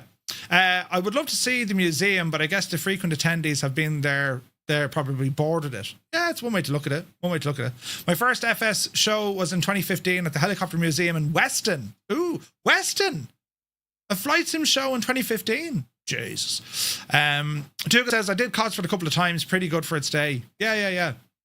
Sounds like the event has outgrown the venue. That's what it sounds like. But then, you know, the Aviodrome clearly not happy about this, you know. In some ways, it would be cool to have 3 different FS events, wouldn't it? Almost showing how much bigger flight sim has become. Yeah, in a way. But I mean, the reality is, though, there's only so much. You know, I mean, if you added a 3rd event there, what makes the whole thing interesting and questionable for me is you will still have developers releasing information prior or after these events rather than waiting to give their information out at these events, because that's what the announcements are all about, right? You'll hear and see developers making massive announcements outside of those events, and you're just like, well, why are you doing that for? You know, an expo in Japan will be legendary. Could you imagine? Tyler, if you organise it, I'll make sure I'll go. But yeah, we flew there ourselves in a Gazelle on the Saturday. My PPL, no way, man, no way. But yeah, it's an interesting discussion to have. Let's see where it goes. There's no doubt, be it from the Flight Sim Weekend Foundation and the FS Weekend, both in the past have worked so terribly well together. I really enjoy. I've been to 2 Flight Sim weekends. Thoroughly enjoyed both of them. This year, yes, I could see it a lot more clearer to say, well, there's a capacity issue, 100%. Right, but I always felt great after going to that weekend because I just thought it was a great weekend, you know. So yeah. Anyway, moving on. Grinelli Designs DCS, the F100D Super Sabre. It's now available for pre-purchase. Grinelli Designs has opened pre-orders for its upcoming Sabre, as announced this week on the DCS World newsletter. The F100D entered service in 1956 as the US Air Force's primary fighter bomber, succeeding that of the F-86 Sabre. Grinelli Designs states the module has been built from thousands of photographs, photogrammetry and laser scans of a museum F100D, the flight model being tested against actual short and long period dynamic reports, also by verified F100 pilots. The aircraft well-documented handling challenges are modelled in full, with the 45-degree swept wing introducing adverse yaw. This looks to be a very much kind of draw a line in the sand release for DCS. This looks incredible. And I remember last year at FS Expo, they were kind of showing early works of this, and man alive, it just looked class. It really, really did. Like when you look at the detail, this thing looks incredible. Absolutely incredible. Isn't it beautiful? Absolute savage. So pre-orders have now opened for that module, and pre-order now for $41.99, and that's going to give you a discount from the official price release or release price of $59.99. So yeah, you can get yourself a discount if you pre-order. What am I looking at here? Is that some... I'm lost now. Is that a rocket propelled friggin' saber that can be launched off a cassette? Really? Interesting. Yeah, JATO. So attach it to a rocket there and hit fire and the whole lot goes... That's savage.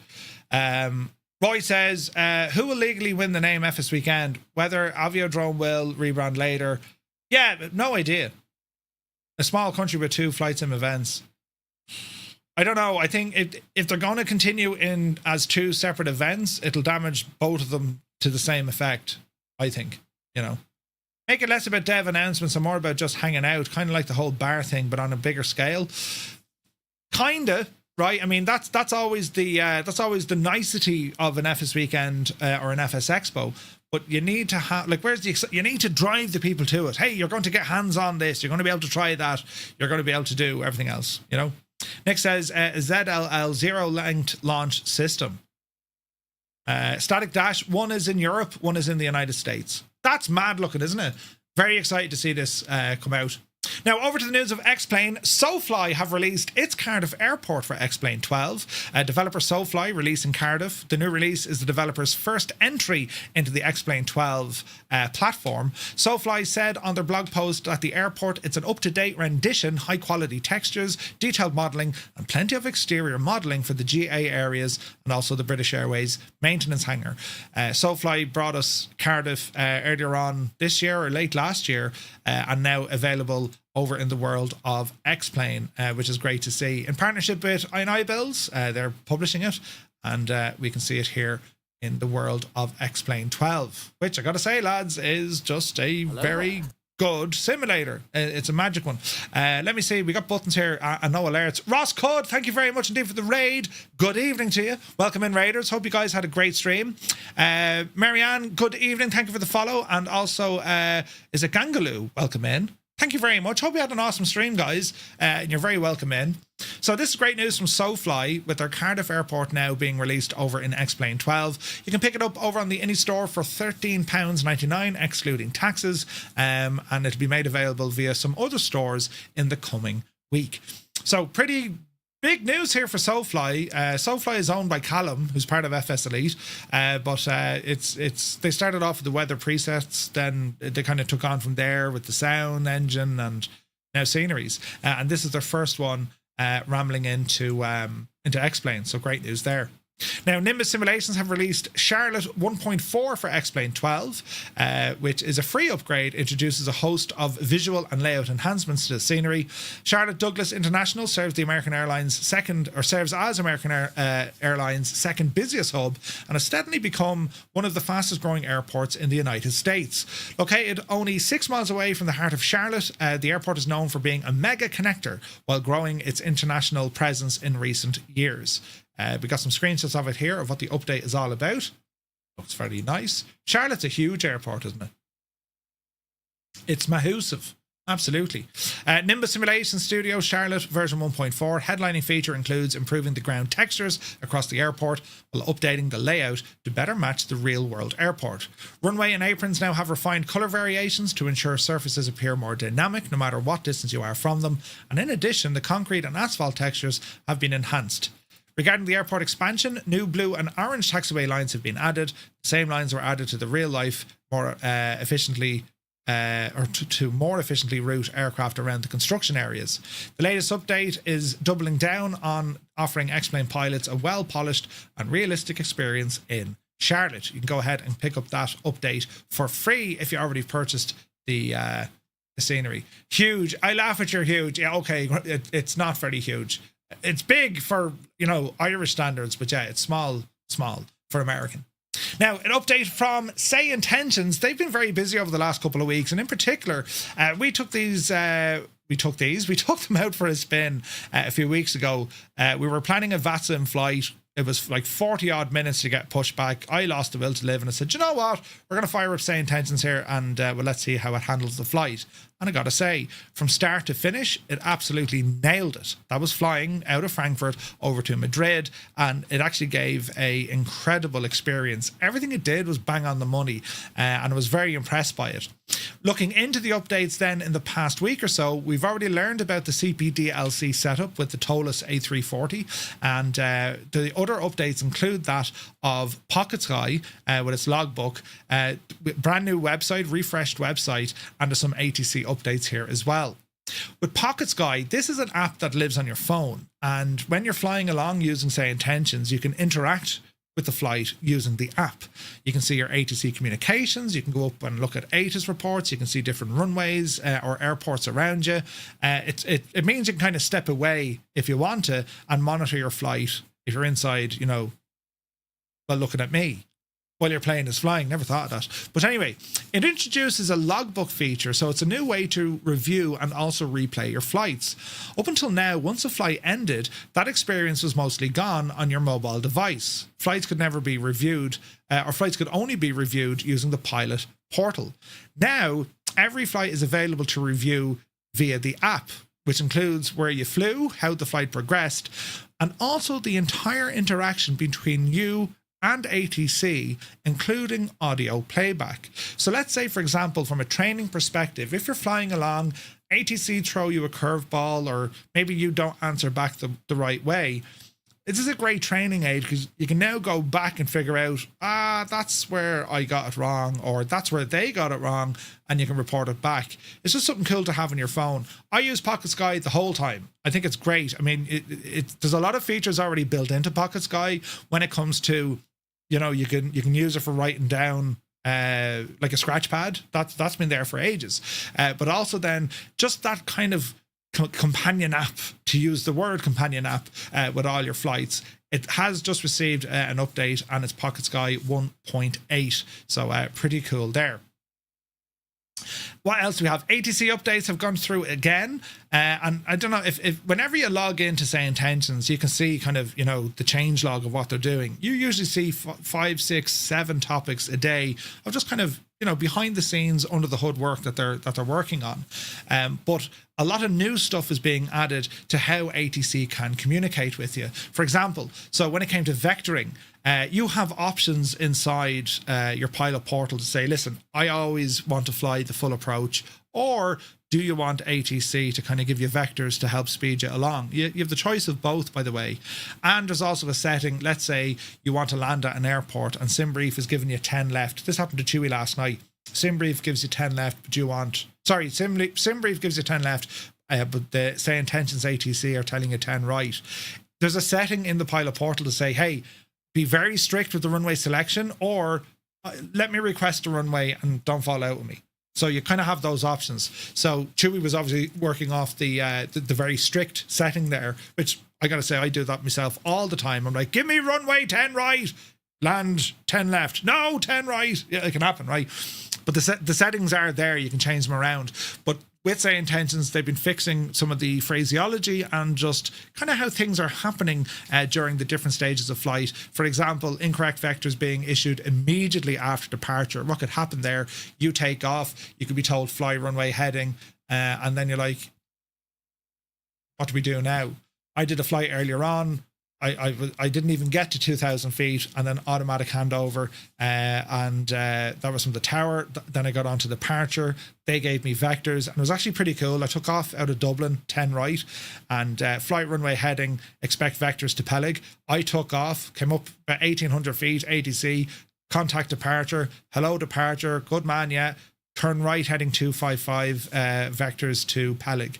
Turn right to 255, continue direct Peleg. And it all came true. I was impressed now, I gotta say. With the IF4 stuff, fixed a rare case where ATC could go silent. We've seen that happen once or twice. They found the issue. It's now been fixed. And then this one here, fixed approach handling issues after go-arounds. This was an interesting one. If you had a go-around, it was very hard to kind of come back in on the approach. So that was interesting, and it's since been fixed. And you also heard these new things now, like where they have when you're listening to the other aircraft, they're saying, right, you know, other aircraft slow down or you slow down.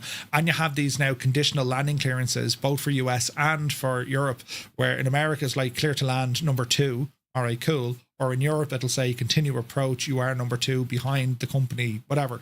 It can do all of these things now. So when you're just flying along with SayIntentions in the background, be it your interaction or its interaction with other real life pilots or with the AI, you're starting to pick up these new things, right? New lines of communication, which is coming through. Also note in the group flight chat has a push to talk toggle now. Yeah, they've also made a lot of changes. We'll cover more on that when it comes to the groupie stuff soon. But they've been flat out with all these, and it's just great to see. It's just great to see because they're listening to feedback, you know, and with the new website launch as well. Check it out, lads. It's we had a quick look at this last week, and you can kind of see they're doing their best to make this as accessible as humanly possible. So yeah, it's getting pretty cool. The big thing, of course, a reminder with SayIntentions when it comes to how their traffic injection works. It's not at all affected by flight radar. They use their own science when it comes to traffic injection. They use schedules and then they build up the routing after that using their own model. So if anyone hasn't tried it, I recommend, lads, give it a blast. You can try SayIntentions for 24 hours for free, no obligation to buy. Just give it a shot and see what you think, and then you have a couple of purchase options. It is a subscription based model because this tech is expensive, and the features that they add to it, it is far more than ATC. I've always said this, it's far more than ATC. It's an entire ecosystem of flight sim capabilities and plugins. It's class. It's brilliant. I love it. So make sure you check all that out. We'll have more news from SayIntentions next week on additional stuff they're working on.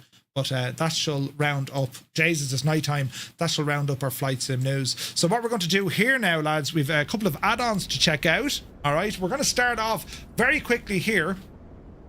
This is the PMDG 737-700. This is the high detail update, and I know a lot of you have been excited to see, well, what does this actually mean for the aircraft, and what sort of an update should I expect? Anyone who remembers the standard version, if you like, of the 7.3s, the exterior quality, the modelling was fine, but some of the texture works were a little bit kind of lacking. Well, I'm happy to report this is a different kettle of fish. This is very good, and I'll show you what I mean by that. They have made enhancements pretty much everywhere on the visuals. Everything's sharper. There's more objects being added. I mean, look into the wheel well for the rear landing gear. Like, there's details, and like you can read stuff. Decals are very, very clear, and we also have options to be pushing buttons outside, similar to that with Phoenix when it comes to a walk around mode. But just the detailing here from PMDG, like, this shouldn't have been this late in the day. This should have came out with the original release, but obviously they wanted to get everything else right first. But like, just to show you, there's detail, and it's like, it's incredible. You can read pretty much everything. It's quite impressive, but it goes beyond that of just the decals and all this kind of stuff. Mind the engine, Murph. All the textures have seen a substantial update here as well. The reflections are absolutely gorgeous looking, and I gotta say, the performance, I've no impact on performance, which is great, right? I found out today with the Phoenix, if you go inside the wing, yeah, you can see everything moving around. Yeah, it's nuts, Stu. It's nuts. But yeah, I mean, if you look here on the leading edge, look at the detail is there now. It is superb. It's very, very pretty. The visuals that they've added to it, it's stunning. It really, really is. I took this out for a quick flight earlier on, and I was looking at it going, holy crap, this looks good. So yeah, it is. I mean, you can see the detail here. I don't know how well this comes through on a live stream. Like, when you talk about texturing, like, it is insanely detailed, right? It's great to see. If we were to go inside into the aircraft, the same level of care and attention when it comes to the high detail update has been applied inside the craft. Quick jump in here, and we can see it now from the cabin as well. Everything is way sharper, better models, better everything, and it's super. right? Absolutely super. And it goes beyond just the visuals. Like, they call it the high detail pack, but it does affect a number of different things as well. They refined a couple of the sounds, a couple of systems, got a bit of refresh in here as well. And as I say, just looking around the cabin, you have access here to a multitude of different stuff when it comes to the cabin. It's just done really, really well. And I think the existing owners, having upgraded to 2024, you're going to be happy with this update for sure. We know that this upgrade, it now exists on the 736, 7 and 9, and the 737-8 is on the way. Again, having a look at the cockpit here, everything is so sharp. Everything is so sharp, and I think it just looks incredible. It really, really does. It's what you'd kind of expected or what you wanted when it comes to PMDG. So if anyone was kind of worried, you know, can they still kind of perform? Can they still get things right? Yep, yeah, they can. It's just going to take a bit of time. So yeah, I'm very happy with it. Am I happy that, you know, there's upgrade prices and, you know, it costs you the price of a coffee? Yeah, if the coffee was covered in friggin' Fabergé eggs, maybe. But they do still fly very well. I think anyone who flies PMDG aircraft, you just know they're solid. I think they're solid. You know, I think they're a very, very good plane. Surprised I didn't charge another cup of coffee for it. Yeah. Now, Murphy's Murphy, so you know me, lads, I will find an issue, and I found a bit of an issue, but it's not going to, like, alert the media, right? But you can see there's a couple of floating decals here. Now, whether or not that's going to wreck your head, I don't know, but, like, if it's in there, no better Bull now than Murphy to find it. So there's probably one or two small little issues. It's hard to see this. You'll see them more in the drone, right? But when you're in kind of default camera, they're nowhere near as pronounced as this, right? But yeah, it's just kind of, you know, everything else is it's just sharp. It's very, very sharp. And bearing in mind, I'm using the drone camera, which does have a different kind of rule set of LOD. So if we were to jump into the cockpit, well, you'll kind of see everything here of just how nice, how sharp, how crisp everything is in here. The update is available through your PMDG installer. That's where you'll see it. Like, you can kind of see here, look, they're nowhere near as bad, you know?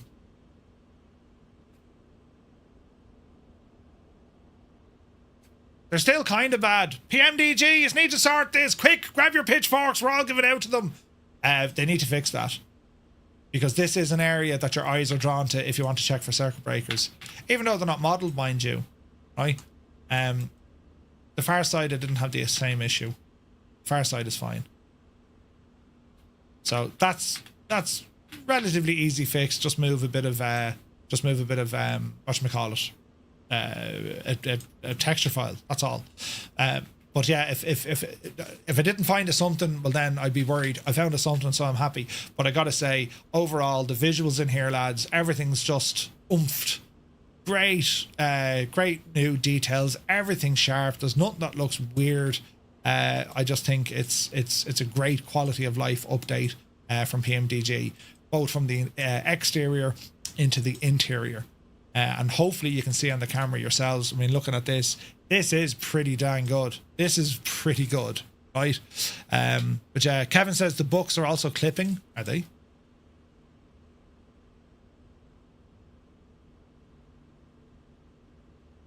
Lemons are okay. The books are also clipping. Didn't see those. They look okay. What do you think, lads? It looks impressive, doesn't it? Like, when you look at the detailing here, like, look at the floor, look. Like, you're talking savage detailing here. Really, really fixed up. I don't know what their methods were, but it looks great. And there's no impact that I can see on performance whatsoever. So that's pretty cool, right? That's pretty cool. Now, next up, while we're here, well, I want to show you some stuff. So we're going to do mad things here now. So bear with. Let's see here now, because I want to show you this TriTriSim. Get some battery only stuff on and ground power. And I'm going to load back in the aircraft, kind of up and running, right? Because I just want to show you this. So let me see. We're going to load a state. We're going to say taxi. Right, so we're going to load all this up. Yeah, the difference is like YouTube 720 and 4K, it really is. They're clipping at the bottom. Ah, okay, sweet. We'll have a look, we'll have a look. Right, so allow the aircraft to come up. Ah, look, it's absolutely terrible. Ah, quality control! Where were they? Well spotted. Right, we'll get this up and running, and what I want to do, I want to change the Veja. Let's see here now. So we're going to open the weather. Gipper says, I really like SayIntentions. The wrong runway moments and the ATC guy in London who sounds like Dracula always crack me up. Brilliant. Alright, so what I want to do here, I want to put us into some rain. And there's method for me madness here, lads, right? Now, I said aircraft load me as if we were on the thing. Why aren't any of these coming up?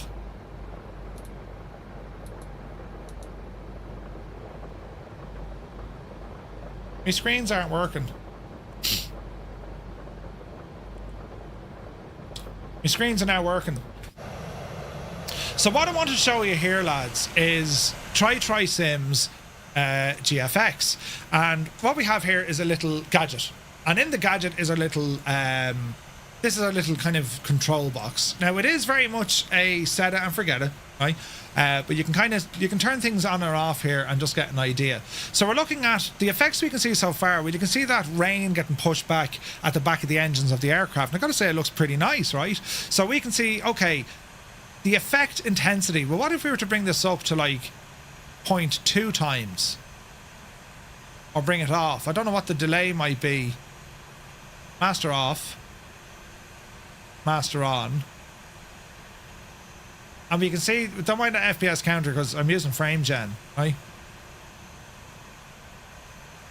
Shouldn't that turn them off? Thrust on rain. Water. Water trails. Is that like using default?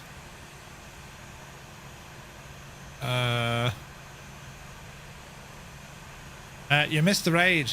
Yanni, crazy. Where's this now? I think you can open that folder. It's a map. Yeah.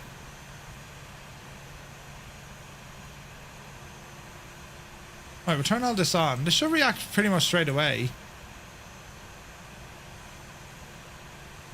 We hope. Cyrus is like, man, Murphy, you had one job. So it knows we're in the 7.3. It is compatible with this. Cinematic mode. Enable cinematic mode. I wonder, do I need to have the other thing turned off? We'll see.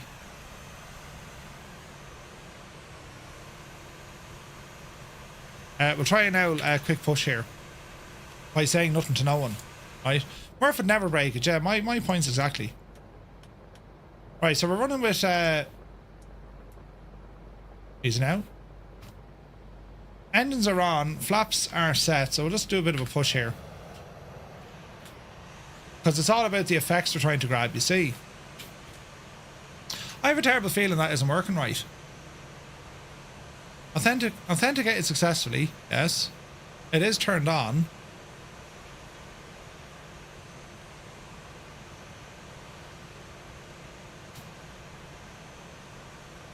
Huh. Right, we'll give it a second. I wonder, do I have to turn it off from in here, maybe? Diddly-dee, diddly-dee. GSX, active weather. Well, that's kind of strange.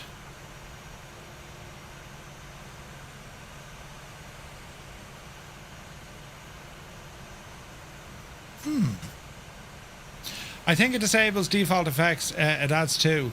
I don't think it disables. It adds to Yeah. That's the idea. But we should be getting more effects of this. At least it was earlier on. Horse it up there to 2 anyway. And we'll stop pushing. Right. The main thing we're looking at here is behind the engines where you're looking at the water, right? So we'll have a look at this as we increase a bit of power, right? You had one job.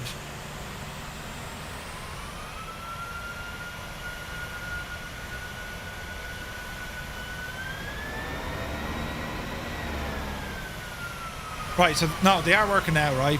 So I want you to have a look at the engine, for example, right? We'll move our camera up this way. Have a look at the condensation coming in and the vortices and all this jazz.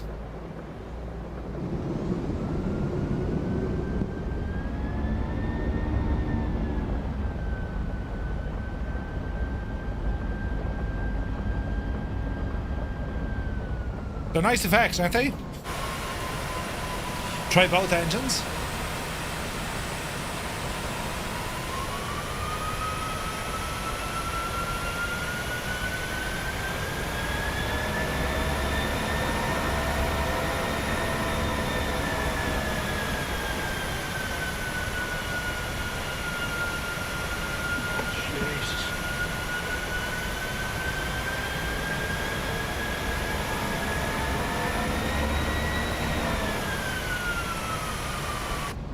So you can see the effects working there just on the how do I turn that on? You can see how they're working there, right? How do we turn that off, Murph? I managed to turn something on and I don't know how to turn it off again. Okay. We'll move her on. And we'll do a quick rotation here just to show you, right? But effectively what we have with this airliner pack, it works with a number of different airliners. So the PMDG 737 fleet, the 777s are in there, I&I bills are in there as well. And you have this kind of cinematic mode that's to manually tweak humidity and the angle of attack on the fly. Every effect built from scratch. Cold engine start, so you can see initial smoke and unburned vapor burn off during the engine spool up. Thrust on rain that we just had a look. Water trails, we'll have a look at those in a moment. Vortices after takeoff. Engine condensation that we looked at.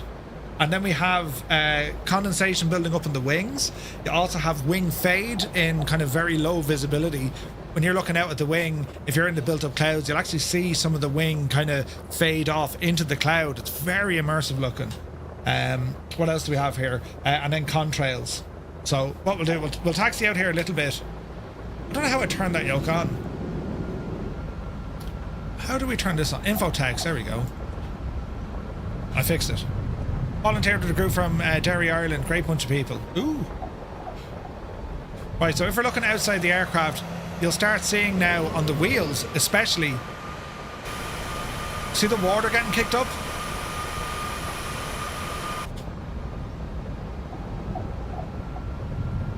I just want to get out onto the runway and show you. Digital America to see it. We'll take off from here because, you know, there's no one in Dublin. They can't give out to us too much. Easy now. I gotta say, man, it looks class, doesn't it? Especially for these, the updated 7.3s. Looks class. Right. This thing is gonna scream at me, but I'm not worried. So you can see there the effects on the engine, look. Isn't that deadly? Right, we'll try and keep this in the straight and narrow. See the wheel effects? Like, that looks class, lads. Just I hope we can take off before we run out of runway. Yep, see daisy. Look at the vortices in the wings.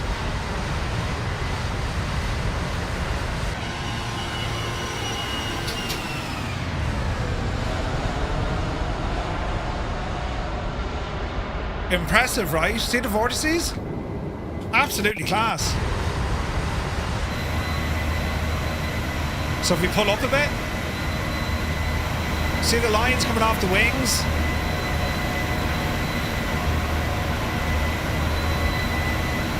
It's very good.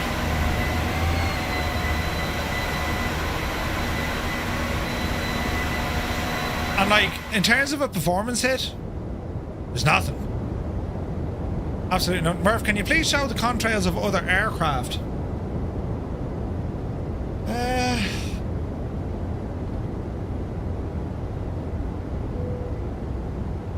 How can I do it? Will it work with SayIntentions? I'm not quite sure. Looks cool, but I don't think vortices work like that in real life. They usually vortex in the bottom of the cowl. Yeah, it can happen, yeah.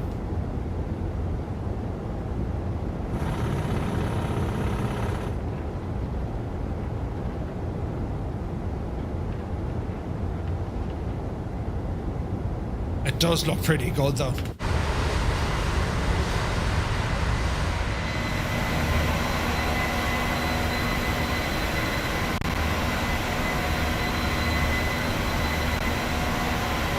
Into the rain.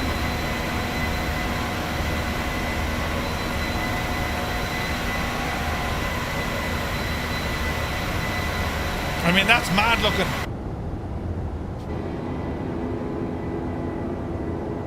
See there in the wingtip? The wing, like, it's lost in the cloud now. Like, that's very good. Isn't that very good? Usually you don't get that. Mother of J's is the angle of attack here.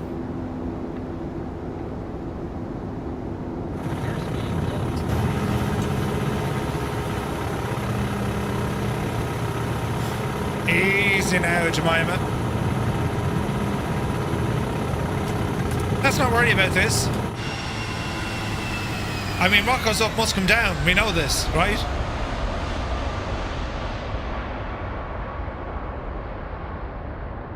Everyone just... It's zero gravity. Yeah.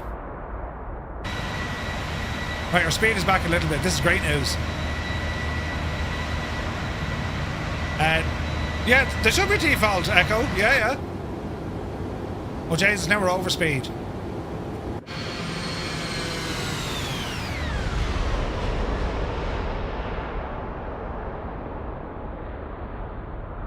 The LOD works great. The engine's disappearing. But you get the idea, right? The idea behind it, it adds these effects to the aircraft. And because the air is different where we are now, you don't have the same sort of effects. Do you know what I mean? Can we check it with SayIntentions? We can. Whether or not now this is going to inject traffic straight away, Roy, I'm unsure. But we'll give it a blast.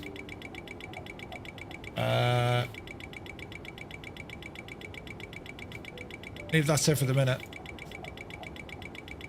And I need to log into my pilot portal.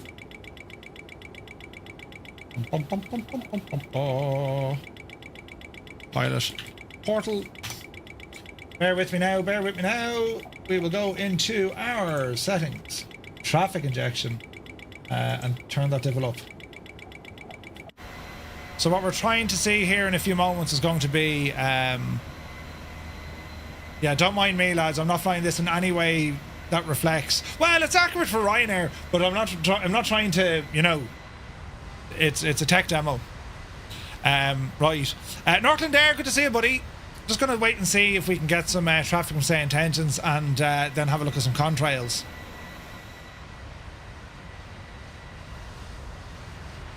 It just might take a moment to load in, that's all.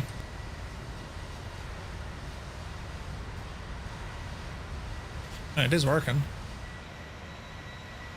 Let's see what happens.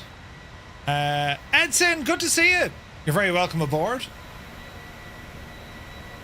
So we read out your statement, Edson, as well, just in relation to folks talking about SimFX and you know what's possible and what isn't possible, and also the standards that you guys go for, where you have TriTriSim now with their offering. It's I mean, it looks the part. But I don't know, we're just trying to see contrails, because I know with SimFX that put contrails in the sky. I mean, it's regardless of traffic, right? There was certainly stuff with that. Roy, I reckon I'll probably have to set up a flight to show this a bit better. You know what I mean? Or at least that's me thinking.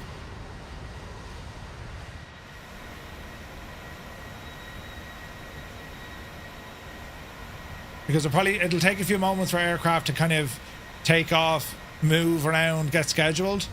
And I actually need to check the compatibility. It does do contrails for AI traffic. You know, just need to see can they talk to the SayIntentions traffic. I imagine they would, right? I imagine they would. But as I said, it works with a number of different aircraft. This one, it's they call it airliner, GFX airliner. And as I say, if you want to try it out, it's a payware add-on, right? So it works with the Asobo A320neo. I&I builds are in there with pretty much most of their fleet. Tolus it works with. Fly-by-wire it works with. The PMDG fleet is in there. iFly 73 Max is in there. They've just added the Citation X. The MD-11 is in there as well, and also the Phoenix. The 19, the 20, and the 21. Doesn't show the other one, you know? Yeah, some core differences for sure. Yeah, 100%. And again, it was worth noting, like, I mean, it's got to be hard, right? Keeping your own friggin' standards when you see things like this. You're like, oh, just release it anyway. Like, it's to stick by your standards. I mean, it's a strong position to take, and fair play for it. Like, this is certainly something different that's out there. I think the effects do look really nice, especially during kind of takeoff. Up here, you're not going to see much, but overall, I think it's a good release for them. I gotta say, TriTriSim looks brilliant. So moving on, we've more things to do. What am I to do next? Oh yeah, right. So that was TriTriSim and the 737. Next, lads. Oh yeah, we're going to have a bit of crack with this now. So, Echo-19. Apart from anything else, is a genius, right? And with that, he has released his variant, the sound set, for the Cessna Grand Caravan. It's the Precision Audio Pack. And in addition to having all the awesome sounds, Echo-19 also included a number of very high fidelity liveries. We're going to go with a FedEx one here just to show this one off, right? And I remember Tyler sending me some pictures of what he was working on ages ago. I'm like, oh, dude. But you need to hear this, right?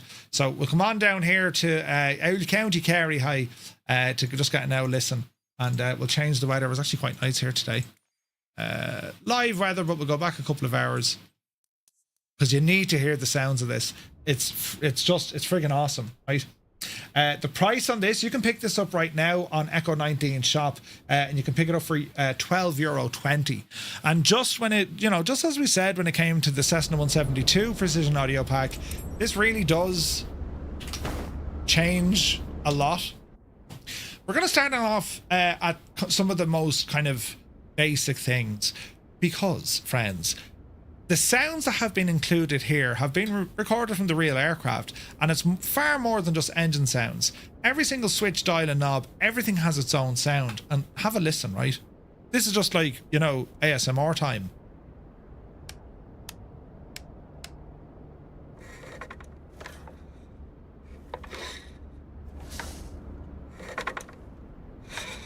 Right?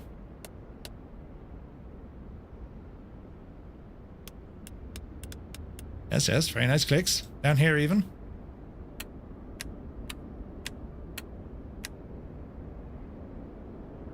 Even the yoke movements. You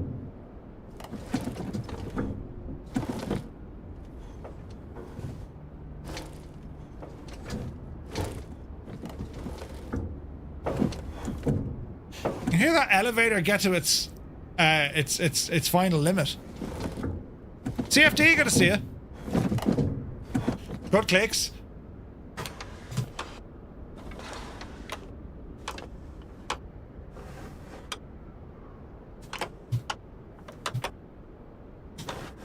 Just good sounds, right? Right, brilliant. Let's get some power into this machine and have a listen. I'll disappear my head for this because you just need to listen, right? Fuel has been turned on. That's all grand. We'll go with a battery.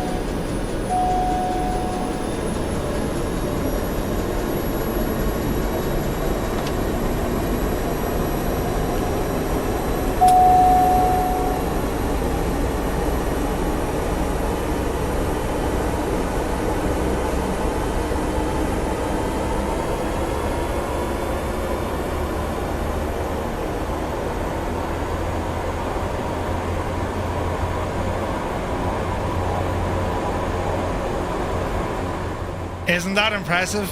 Now we'll go outside and have a listen.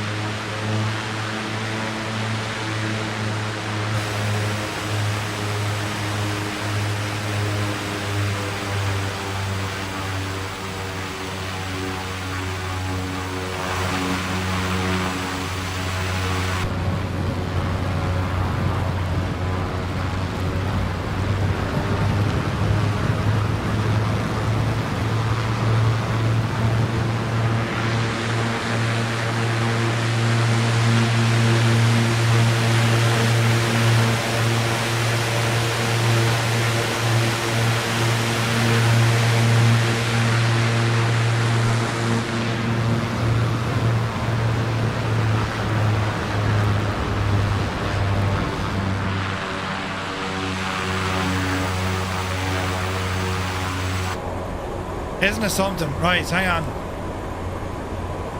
I want you to hear this from the outside now, right?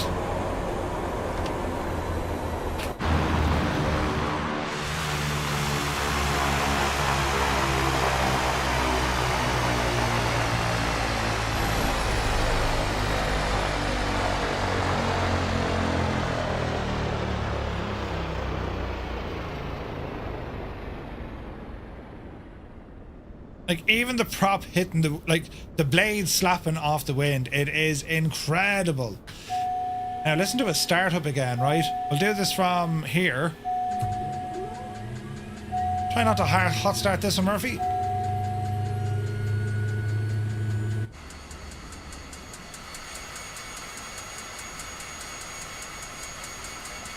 Right?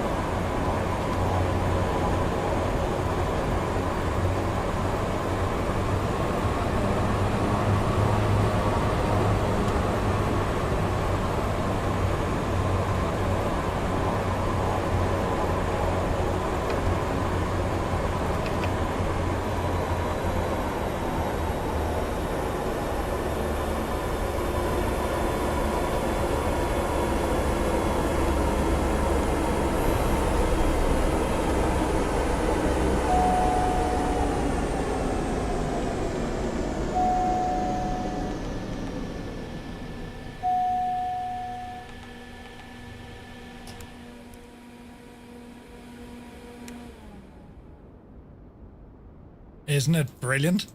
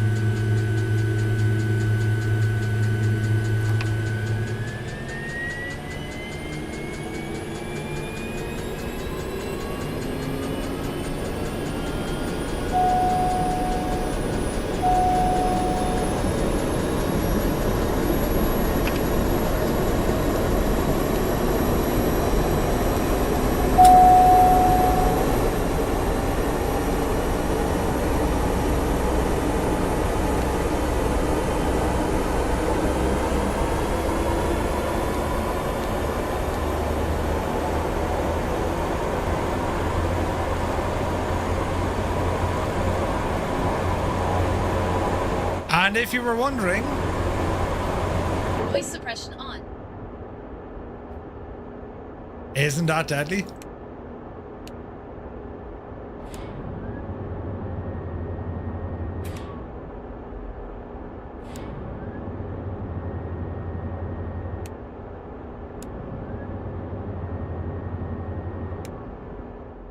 The AC unit, absolutely class, right? Like, it's just class, the whole thing. So what we need to do, quick one now, Jemima. Don't mind me now for a minute.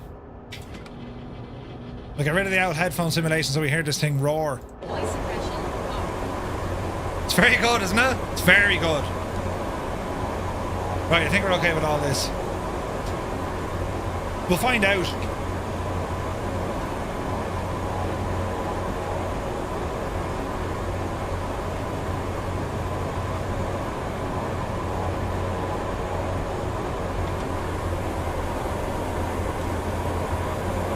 Made it.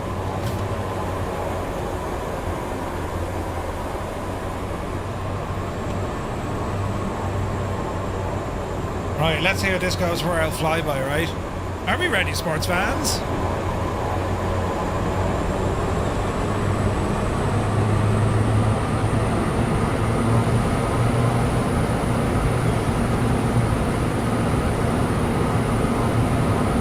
Sounds good, doesn't it?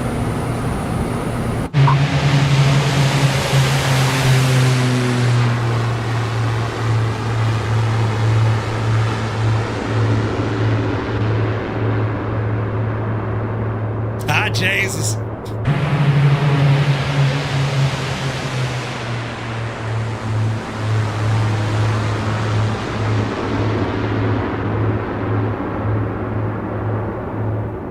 Savage, isn't it? Voice suppression on. Alright, flaps in. Headphone simulation on.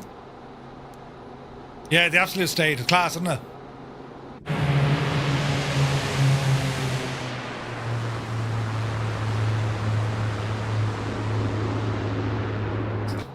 And if you listen to the prop, right?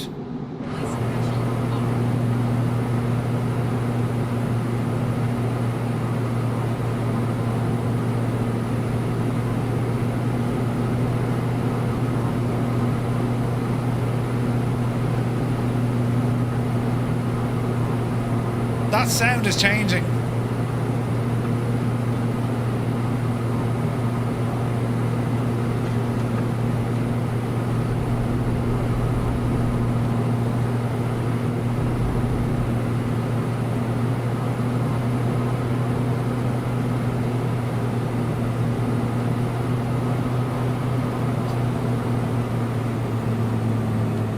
Very good, isn't it? Yeah, the flyby sounds are just deadly.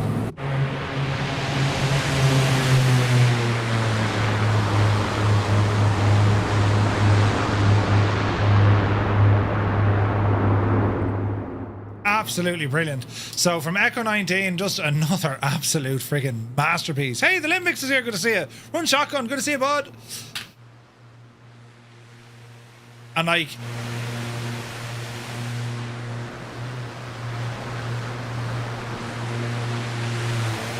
with the different liveries you get as well, it's absolutely brilliant. And lads, it's an absolute steal. Right now you can pick it up over on the Echo-19 website. I'm going to share that with you now.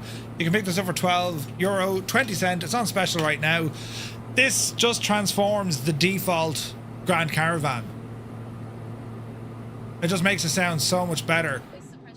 And we have noise cancelling headphones as well. I think it's brilliant. I think the sound set on this aircraft is enough to get more people flying in the Asobo Grand Caravan if you did want to utilize the likes of these G1000s. What we have with the Black Square aircraft, very, very high fidelity simulation of the Grand Caravan. This one is a different variant. It's the EX version with different she has different avionics, you know. This is the default Asobo Caravan. Yes indeed, Captain RQ. I had about 12 microphones with this. Yeah, it's nuts, man. It's absolutely nuts. It's a great job, Tyler. It really is, dude. And yeah, I think a lot of folks are definitely going to give this a blast, because those sounds are just so good. I mean, like the flyby sounds, like, where is it? Here, where's my button?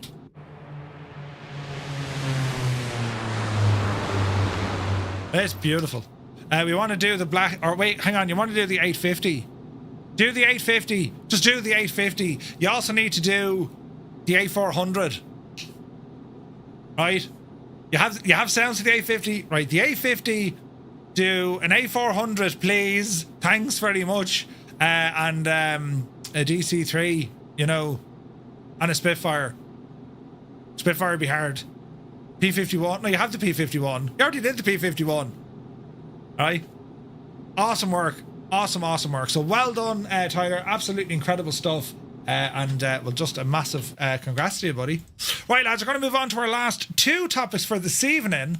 One is an aircraft and, well, one isn't. So I'm going to show you. We're going to load up here with the Hughes XF-11. Fascinating airplane, this one. And we'll go back to Kerry, because Kerry is the kingdom. And for those of you who use OnAir, or you're interested in using OnAir, right?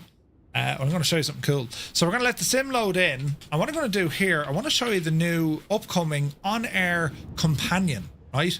Hang on, we'll get this started first. The OnAir Companion. This was announced at FS Weekend earlier this year, right? And we're loaded in here into the Flying Fries XF-11, which is absolutely class. So we'll go back to that in a moment. But with OnAir, you know, there's over 2.5 million flights registered on that platform. It is a subscription-based career mode add-on, right? And their subscription works out at, if you buy it for 2 years, that'll cost you about €72 for 2 years. It works out at about $3 a month. It's very good in that regard. If you go a shorter time, like a year or like a month, prices go up accordingly. But if it's something that you think you're going to like and you're going to enjoy, just grab it for the 2 years. That's what I do. However, what we have here with OnAir, they do have a trial mode, right? So OnAir Manager. And what you can do, if you want to give it a shot and just see what it's all about, you can start a free 7-day trial with no obligation to buy it. You can just have full use for a full 7 days to see what you think of the application. Now, if you're familiar with OnAir, the companion app is going to be of huge interest. If you've never looked at OnAir before, well, the companion app will be of interest, because it's very powerful what they're doing here, right? So they've also brought out a new feature, or they're bringing out a new feature called the 24-hour freelance pass. The idea being is that you can buy these kind of passes in which you can just use the program when and how you want for freelance flights. Good idea. And then they've added this new local radio on arrival. The main thing that we're looking at, of course, is the redesigned companion app. Currently in development. I'm working on it's an alpha that's open right now. The idea being is it complements how you interact with this. I'll show you everything here. So this is the OnAir Companion app, and the first thing you're going to see straight away, the speed of how everything loads. That's it, loaded. Enter the world. That's it, you're in. So anyone using OnAir currently, you have to click it, it loads up for a few moments, and then you're in. With this, it's almost instant. The speed of this is absolutely incredible. And they've changed the UI a little bit here just to show it, right? So to give you an idea, this is our OnAir career that we started up on our live streams, Crash Logistics, and we can see what our reputation is like, our fleet size, how many employees we have working for us, and all just a nice dashboard kind of setup here. Then we can see our financial overview of our company. We can see our fleet distribution. We can also see then company details, the settings that we have in the sim. It's all done very, very fast. Everything's designed to be there in front of you. Have a look at it. We have all these options down the left hand side now, and this is what makes it kind of new, right? So with OnAir, prior to this, you would have had like a whole load of options up on the top. You still have some of them, right? You still have some of the options, and you can configure what you want to see as a quick, click of a button. Here's your skills tree. If you want to have a look to see your fleet management, where your aircraft are, if you want to go into your dispatch, select your aircraft, your departure, your destination, your alternate. You can look for your crew and company to bring them with you, all this kind of stuff. And you can access these from the top. But the main options, well, they're all down here on the left hand side. So our company desk, we see our dashboard, our mailbox, there is a chat function, partnerships with other users, and then our skills tree. We can go down to our operations, have a look at our fleet, and again we can go deeper into all these. We can learn more about them. We can go say, right, well, here's our Comanche. We can go in and manage the aircraft, and we can see, look, we can do a check ride on it, we can check its flights, enter the workshop, and just see how fast and responsive all of this is.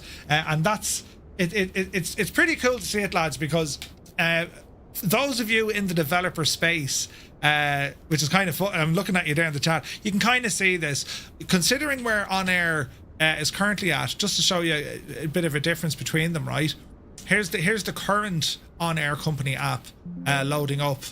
That's okay, keep her going there now.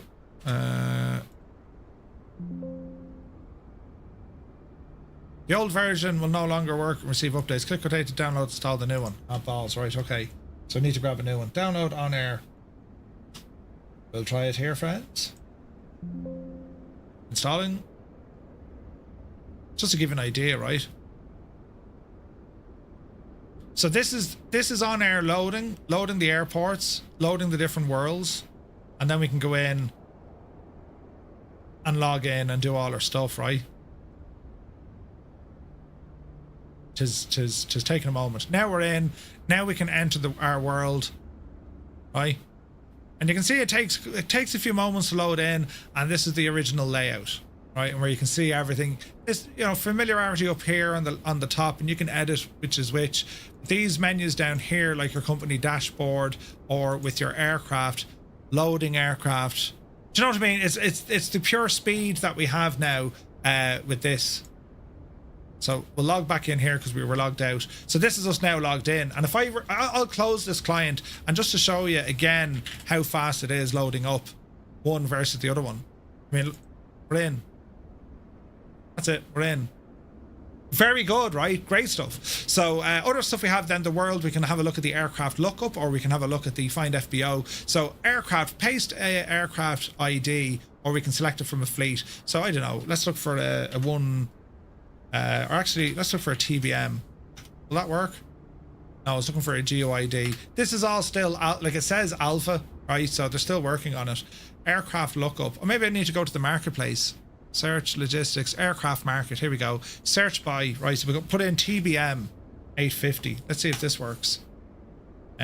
All classes, import, how to detect your aircraft, loading aircraft types. Again, it's an alpha. This mightn't all be tied off in the back end, but it's just to show you where it's at. Also, then when it comes to the industries, you have all the industry stuff here, and it is so fast. It is just so fast. The trading hall, where you want to get your stuff, the map. The map loads now extremely fast, and you can also pinpoint your own aircraft on said map, and you can see where supply and demand is here as well, or you can just use it as a standard map. It's pretty cool, isn't it? Finance, then, your financial health of your business or of your entity, your cash flow and all the jazz. And they have this new training area. So this training quiz, you can do these over the period of your career inside it, right? And what you can do here, they'll hit a whole load of questions with you, and if you get them right, you'll unlock experience points that you can spend inside the sim. It's pretty cool. Inside its world. It's pretty cool. It's fun, and some of the questions will absolutely throw you off. I had a lot of fun with these, and you can do them kind of like once a month or something. Do you know what I mean? But yeah, I just from this companion app, where it's at, the speed of it, the response time of it, I think the layout of it, it's a huge update over their existing one. And the good news as well, this does come with a full new manual, which is great to see. So I think I have it in here. We have it over here. So there's a new full handbook on the way 102 pages, and what they've added, or what they're still adding to, where they'll give you a full explanation of what everything is. They also give you a too long didn't read section or summary at the end of each and every area. So too long didn't read, size is based on the longest runway, but all grass cap too. 2020 airport data takes priority. If your destination doesn't appear on air, check. Like, it's very, very good. It's a great idea for the manual, right? And if you don't want to be like reading down through everything, you can just do the quick summary at the end of each one. Too long didn't read, 2.13, and you'll see what it's all about. They're also working on other things, like we know already when it comes to our FBO. With our FBO, if you go to operations, my FBO, we have an FBO sitting up in Alaska. We can also add we can add things to the FBO, such as a cargo hangar, which is new. Fuel is going to be new. Aircraft hangars, runways are going to be something you can do, and literally build a runway inside of the simulator, and anyone connected to OnAir will see your runway. They'll see the objects injected inside that living world. If you have buildings, if you have factories, if you have runways, if you have weather socks, other pilots inside OnAir can see that. They can come and visit your airport, and you can sell them fuel or offer maintenance, or, you know what I mean? It's class. It's absolutely class. So they're doing a lot of great work in the background. If you've never tried OnAir before, there's a 7-day free trial. There is zero obligation or commitment to sign up for them. Just give it a shot, and if it's your bag, if it's what you're looking for in your flight sim, be it a career mode add-on, or certainly just having this kind of industry tycoon behind. I mean, there's people who use OnAir who don't actually fly. They just use the industry side of it, the industry tycoon side, whereby you will identify resources throughout the world. You need to fly certain resources to different factories. Factories will then make said product. Said product then needs to go somewhere else to get worked on, and then you bring the finished product to like distribution centers. So aviation is always tied in there, but you could find, for example, and that's just the industry side of it, you can do the same with your virtual airline. For example, you can say, okay, Dublin Airport, there's like 3 major carriers here. Well, I'm going to offer flights from Dublin to London. I'm going to do it in an ATR, or I'm going to do it in the SAB, and I'm going to try and undercut all the other airlines.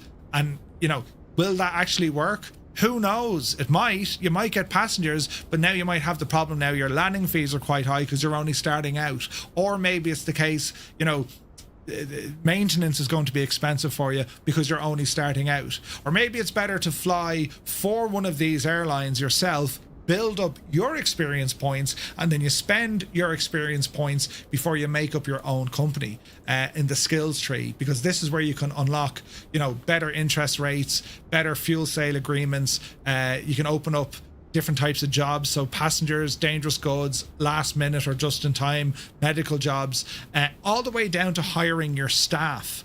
And your staff is not just cabin crew, it's ground crew, it's also mechanics. And then you look at the training facilities, how much wages you have to pay. And then on top of all of that, you have the customization. And what I love about this is we've created one. We called him Douglas Bader, but we can get in and we can edit him. We can change his name. We can name them after our own folks in the community. Same with your pilots that you take on. Same with your cabin crew. You can do all of that. It's massive. The depth and width of OnAir is truly staggering. And again, I'd recommend you to go have a look at it. It's a free 7-day trial.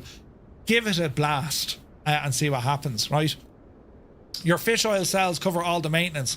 That's the industry side. So you could say, right, we're heavily involved on the industry side, and you know that's doing so well. It's actually supporting us to do much cheaper flights for passengers in and out of major airports, and then suddenly in their global economy they'll see your airline going to the top with passenger numbers because, well, it's subsidized by your industry. It's class. Like, it's pretty cool what you can do. I haven't even scratched the surface, and I've been live streaming it for weeks. Do you know?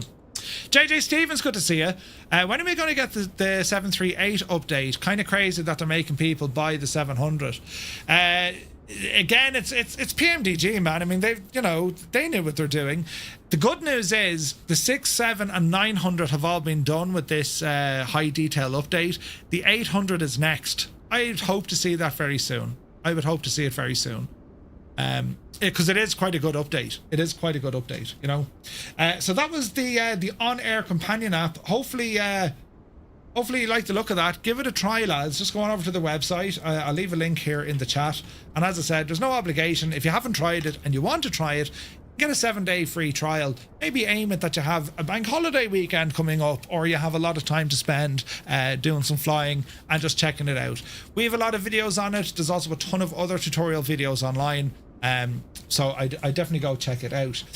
Right, now we're nearly there, friends. Our last bit now is for the Jesus, did I close that? Where's my button? Do. Right, here we go. So the flying fries, right, Lord Freet. This is the XF-11, the Howard Hughes airplane. Have you ever watched the movie The Aviator? This is a fascinating airplane. It's not a new airplane in Microsoft Flight Sim to any account. This was released back in 2020, but recently there's a good reason now to kind of, you know, blow the dust off the aircraft in the hangar, because it just received a version 3.0 update. Now you might be saying, Murph, what's that all about? Well, we'll go through it, right? The sound. This now has a new sound set, and there's a brand new sound engineer the Flying Fries is working with. They used to work with Asobo, and they've brought in a new sound set to this aircraft, in which we'll have a listen to it here now in a moment. The update is free to existing users, so if you own the aircraft, update or version 3 is a free update for it. And yeah, this will most probably be the final update for the 2020 variant. And the rest of the, you know, there's a 2024 version, a native 2024 version in the works.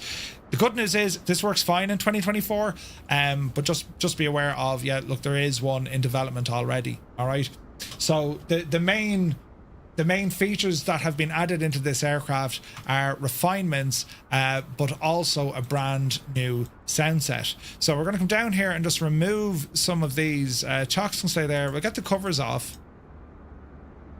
And just having a look around the airplane, if you're not familiar with the XF-11, well, the history alone of this thing is absolutely nuts. And Flying Fries, I mean, the research into this aircraft, there's not a whole lot of information out there. He does have some of the original drawings of the plans and whatnot. But the idea of this aircraft was to be a high-speed, what's the word I'm looking for? Not an interceptor. It was going to be that of a observation aircraft, right? That was the idea behind it. And again, if you watch The Aviator, you knew what that was. You know what I mean? I'm in the 2024 739 now. Looks great. Yeah, Rick, brilliant. Yeah. Reconnaissance, that's the one, Boston Elf. Thank you. English sometimes escapes me. Recon, that was the idea behind it, right? Now, what has been included here from Flying Fries is nothing short of amazing, because yes, you get the aircraft, a very plausible recreation of it, right? But you also get a ton of features, tons of features, and some lovely Easter eggs around the way as well, right? Malky says, Jesus, one of the on-air pilots have managed to shag the engine of your Vision Jet. It only has 34 hours on it. I'd be getting rid of him now. The Limbics, yeah, it's very similar to a P-38 on steroids. It's the same sort of layout. We got dual propellers here on the front. This thing was fast, it was powerful, and very, very sleek from its design. Very, very sleek, right? But I want to show you some of the features inside the aircraft. So we're met with a beautiful cockpit, and we can come down here, like, look at the detailing here. It's gorgeous, right? Quick user guide, QR code, you can get it there. But the information, there's a document and there's documentation with the aircraft. But I want to show you some of the areas. So we'll ramble up here to where some of the features are, right? And again, this is all, you know, Howard Hughes inspired kind of stuff. We got our Flying Fries mug of tea or coffee. We can also see this new update from the sound pack, which is created by Gregory. Is it Monet? Monesma. Let's go with that. I'm probably butchering that name, but they've done incredible work. Really, really incredible work. And this is a free update, as I said, for version 3. So we have some stuff here. Caution, hot. Wait, what? Hot, you say? Well, it's Flying Fries. I mean, You knew that was going to happen, right? But anyway, there's a number of other cool features and Easter eggs in the aircraft. Real picture of it, of course, with Hugh sitting in the airplane. Look. And we got a couple of more other things here as well. Just absolutely class stuff. A historic piece for an aircraft that unfortunately is no longer there. And then moving around inside in the main cockpit, you have so many different clickable options here, right? And we can open this up. This is how we get in and out of the aircraft. All right. So if we wanted to close this, I think we have a button for this somewhere. There's a switch down the bottom of the ladder. There we go. So that closes up, and if you come down here into this little trapdoor where we can see even more stuff when it comes to our fuel systems, engine fuel valves, oxygen tanks, ground power unit connection. If you want to go on the GPU, you can click that, connect everything up, it'll work. We've got some more beautiful photos here as well. Like, if anything, it's almost like a love letter to kind of, you know, to Hughes. This is just done so well. You can click on the cover, puts the cover and the tie downs back into place. Hell's Angels is there. We can interact with the radio here. We even have the some buttons to play with when it comes to the tape recorder or the camera recorder. Absolutely class, right? What else do we have here now? That's all our circuit breakers. These are all modelled. They all work in the airplane, right? And then we have some hydraulics over here as well. And if we scroll down, it's a lot of cool stuff, right? A lot of cool stuff. So what we're going to do, we're going to power it up because I want you to listen to the engines on this. So let me see. Battery. Alternators coming on. Chocks, covers, access ladder, get rid of. Chocks probably get rid of as well. And what we want to do is start up this machine. So we're going to go prop full. We're going to bring our mixtures all the way forward. And what else can we do here now? I want to give this a quick blast of a start and see what happens. So we do have some lights. We're going to go nav, Rico lights on here as well. Panel lights can turn on just to give us some lights. The night lighting on this aircraft is beautiful. Fuel, we're going to say left engine is on center, right engine on center. And we'll go tail for these guys. And we'll go both for there. Fuel pumps. Green lights coming on, mags coming on. And if we wanted an extra bit of assistance here, we can open up our little document holder. We can see we can add in drop tanks. We can call the fuel truck. That'll refuel then what we need to do. We have failures available on the aircraft. We also have some other options here. We can pop in a GNS 530 or 750. You can have failures, lucky failures, or random failures, and a load of this. Parking and engines off required. To fix the failures, visual effects, you can get the vibrations in there as well, and you can change out some of these in terms of noise reduction. You just have a lot of cool options, and then we have our reference speeds. So they're all there with the aircraft as well. So we want to start this up and see what happens. So wish me luck. We'll see what happens. We do have a primer for the right engine, and we'll give this a start and see what happens, will we?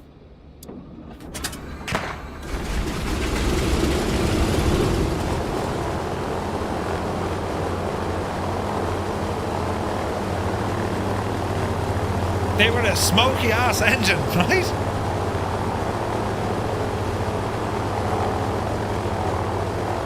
Good sounds.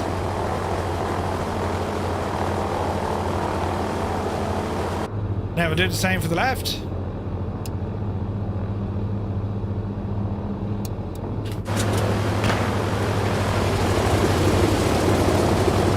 Did you hear the Jesus Murph? Did you hear the backfire? Oh, mother of we're going to die! I wouldn't mind, the brakes were on. Jesus! We're okay, we didn't die yet. Back it up there, Finton, now, back it up.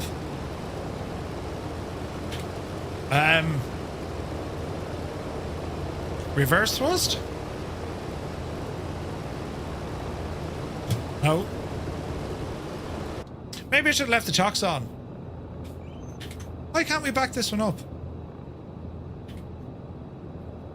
Pushback doesn't want to work. Alright, we'll fix it. Oh, balls. I know they did. Ah, balls! Right. let's pretend we saw nothing and everything's fine.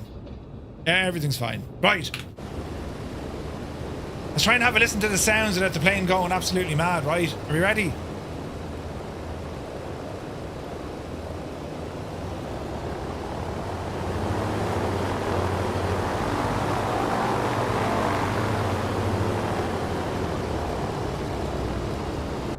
Yeah, he absolutely needs to fix the brakes. I told him earlier on, I said, you have to fix the brakes. He has to fix the brakes, they're completely shagged. That was the brakes on, by the way. Anyway, we'll hear the sounds now when we get moving. I don't think it's a Murphy issue, I think just the aircraft brakes need to be fixed. But have a look at the dials and all that. See all the vibration and the moving and the shaking and the rattling, even on the yoke itself? Class, absolutely class. Right, we'll give it a blast and see what happens. Are we ready? Oh, be Janie. This is going to be fast.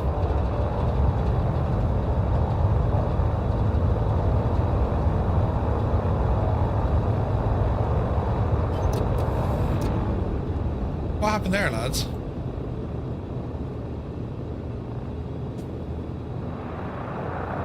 Right, there's Beta. Right.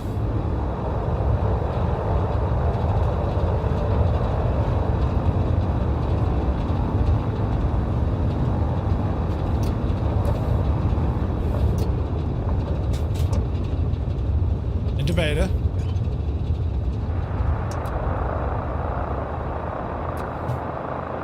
What are we doing wrong? Oh, cowl flaps. Easy now.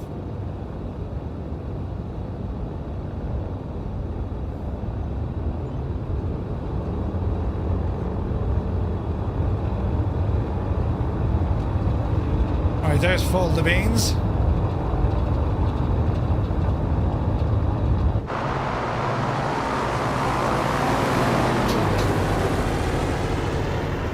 Good sounds.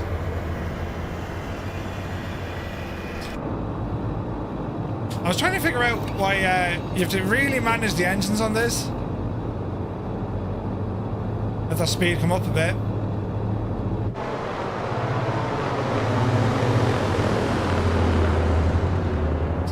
So it's the Flying Fries XF-11. It's an aircraft that's been out for some time, but it's just received in the last few days a massive quality of life update, version 3, and it's class. It's a class act.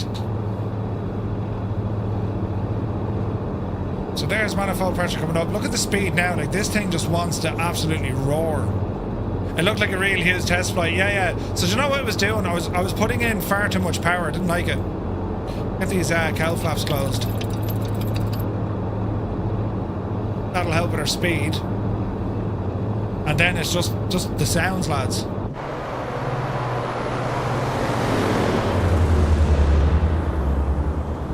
Like, if you've listened to the flyby sounds on this before versus now,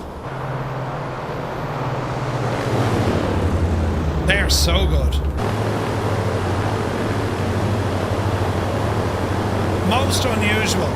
Now, because I'm using chase plane, you can't actually see the pilot. We can load in the co-pilot because they've all been updated as well. Oh no, we can look. So there's a new model of Howard Hughes, which is pretty cool. And we also have one of Gus, that's the co-pilot. So they've been added in this as well.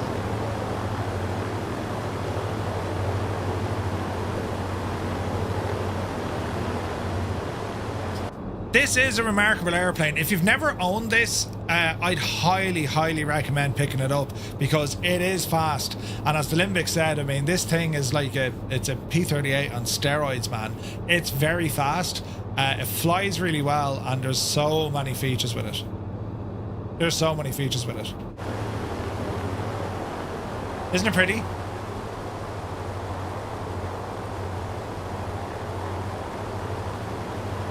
Murmur, good to see you.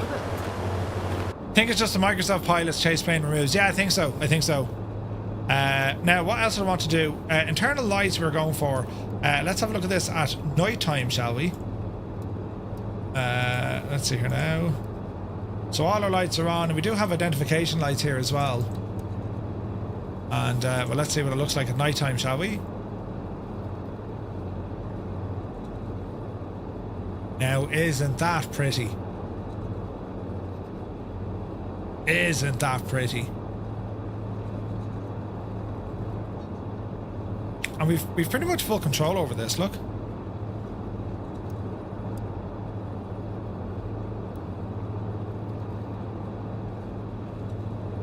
Isn't that nice?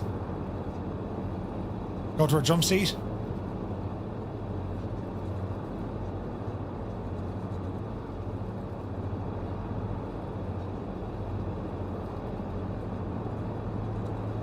Does it have an autopilot? Autopilot does work, yes.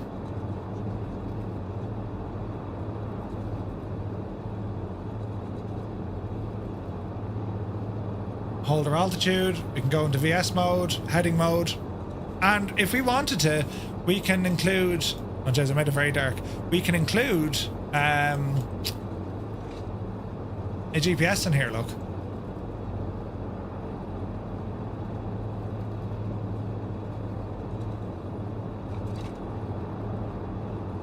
Now I don't know, is this just the, whatchamacallit, is it just the TDS one? It looks like it's a TDS one, doesn't it? Alternators, avionics. Yeah, no, we're good, we're good. It's the PMS 51.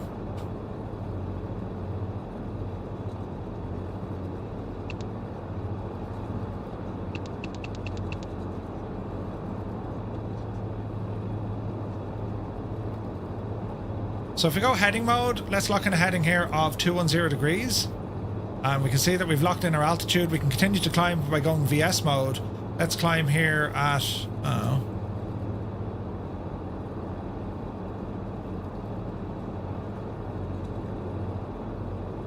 Let's see here now. D. Fuel tanks, we're watching those. Feathering, we're watching those. Aileron trim. Access doors. They're all okay. Anti-ice systems are all okay.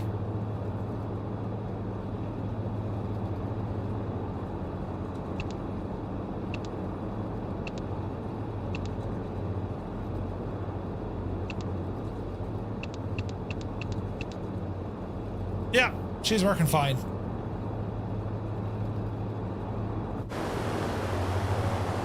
And we have these identification lights underneath, not deadly looking. And we can control those. They used to use lights for identification lights for friendly forces when they were flying information.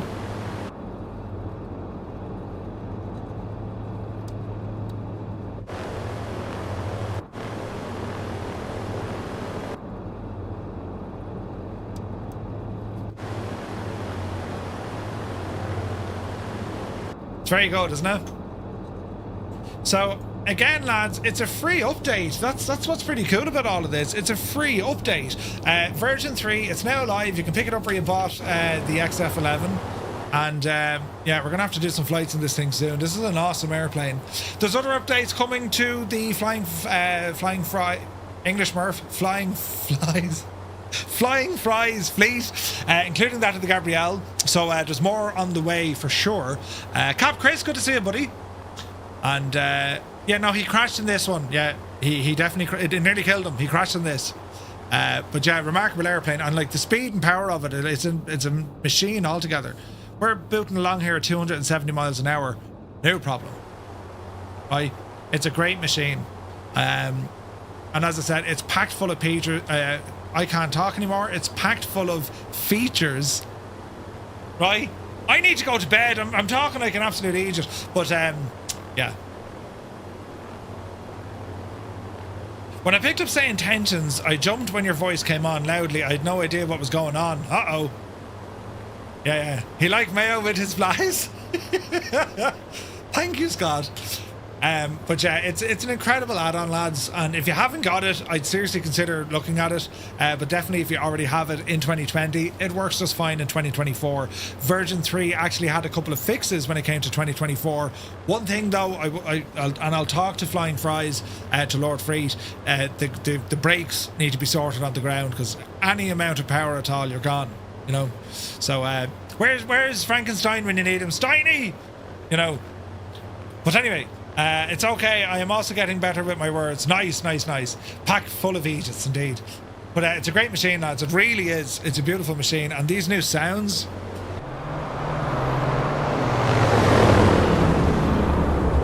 That's awesome. It's awesome. So, yeah, great stuff from Flying Fries. Right, lads, we've covered a bit tonight. You know, we covered the 737... high detail pack. We had a look at TriTriSim GFX. We had a listen to the excellent Echo-19 sound pack for the Grand Caravan. The upcoming OnAir Companion, which I gotta say looks incredible, and also the updated XF-11. Next week we'll probably have a deeper dive into some of the SayIntentions stuff, especially when it comes to traffic injection, and listening to the new phraseology that they have, because it's mind-boggling, the stuff they have. Do you know? Mr. TPHI, yes, good to see you. Thanks for reminding me. I need to try the new update. It's really good. It's really, really good. But lads, we're going to be back tomorrow morning at 10:00 Zulu. We're going to do some daytime flying. We're going to be focusing on helicopters tomorrow, and then tomorrow evening we have a VATSIM flight we're going to be doing with the A320, and then Friday we have a group flight flying in the new Mosquito. So it's an action-packed 48 hours for sure. But yeah, I want to thank you all so very much indeed for tuning in. Hopefully you found tonight somewhat helpful when it comes to your add-ons or add-ons you were considering about getting. Hopefully this has been of service to you. You know, you're more informed. I'm not to sway you either way. I'm here to inform, so if I can do that and you feel informed, brilliant. I've done my job. So thank you all so very much indeed for tuning in. So we'll see us. I'll be somewhat lurking while flying with Ali. Nice, brilliant. Big Al, good luck. Time for work here. Good luck with work. Have a good one. But yeah, again, thank you so much for the raids earlier on. We got a couple of raids this evening, lads, so thank you very much. If you're still here from the raids we got, you're most welcome, and thank you very much indeed for staying, and we shall see you all tomorrow at 10:00 Zulu. So until then, have a lovely evening. See you soon.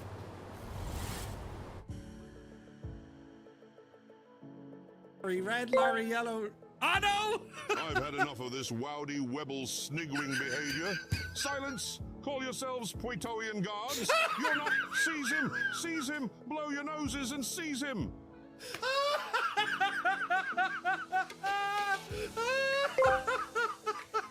What did Spartacus say when a lion scoffed his wife? Nothing, he was Goldie Ada.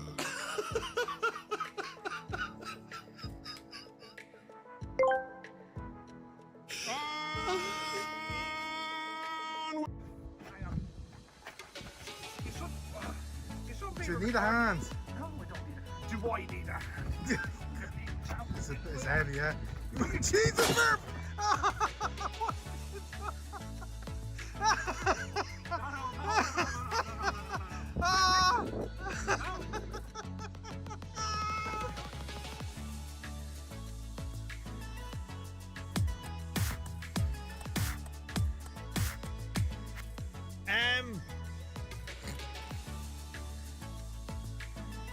Did you hear that bang? Did you?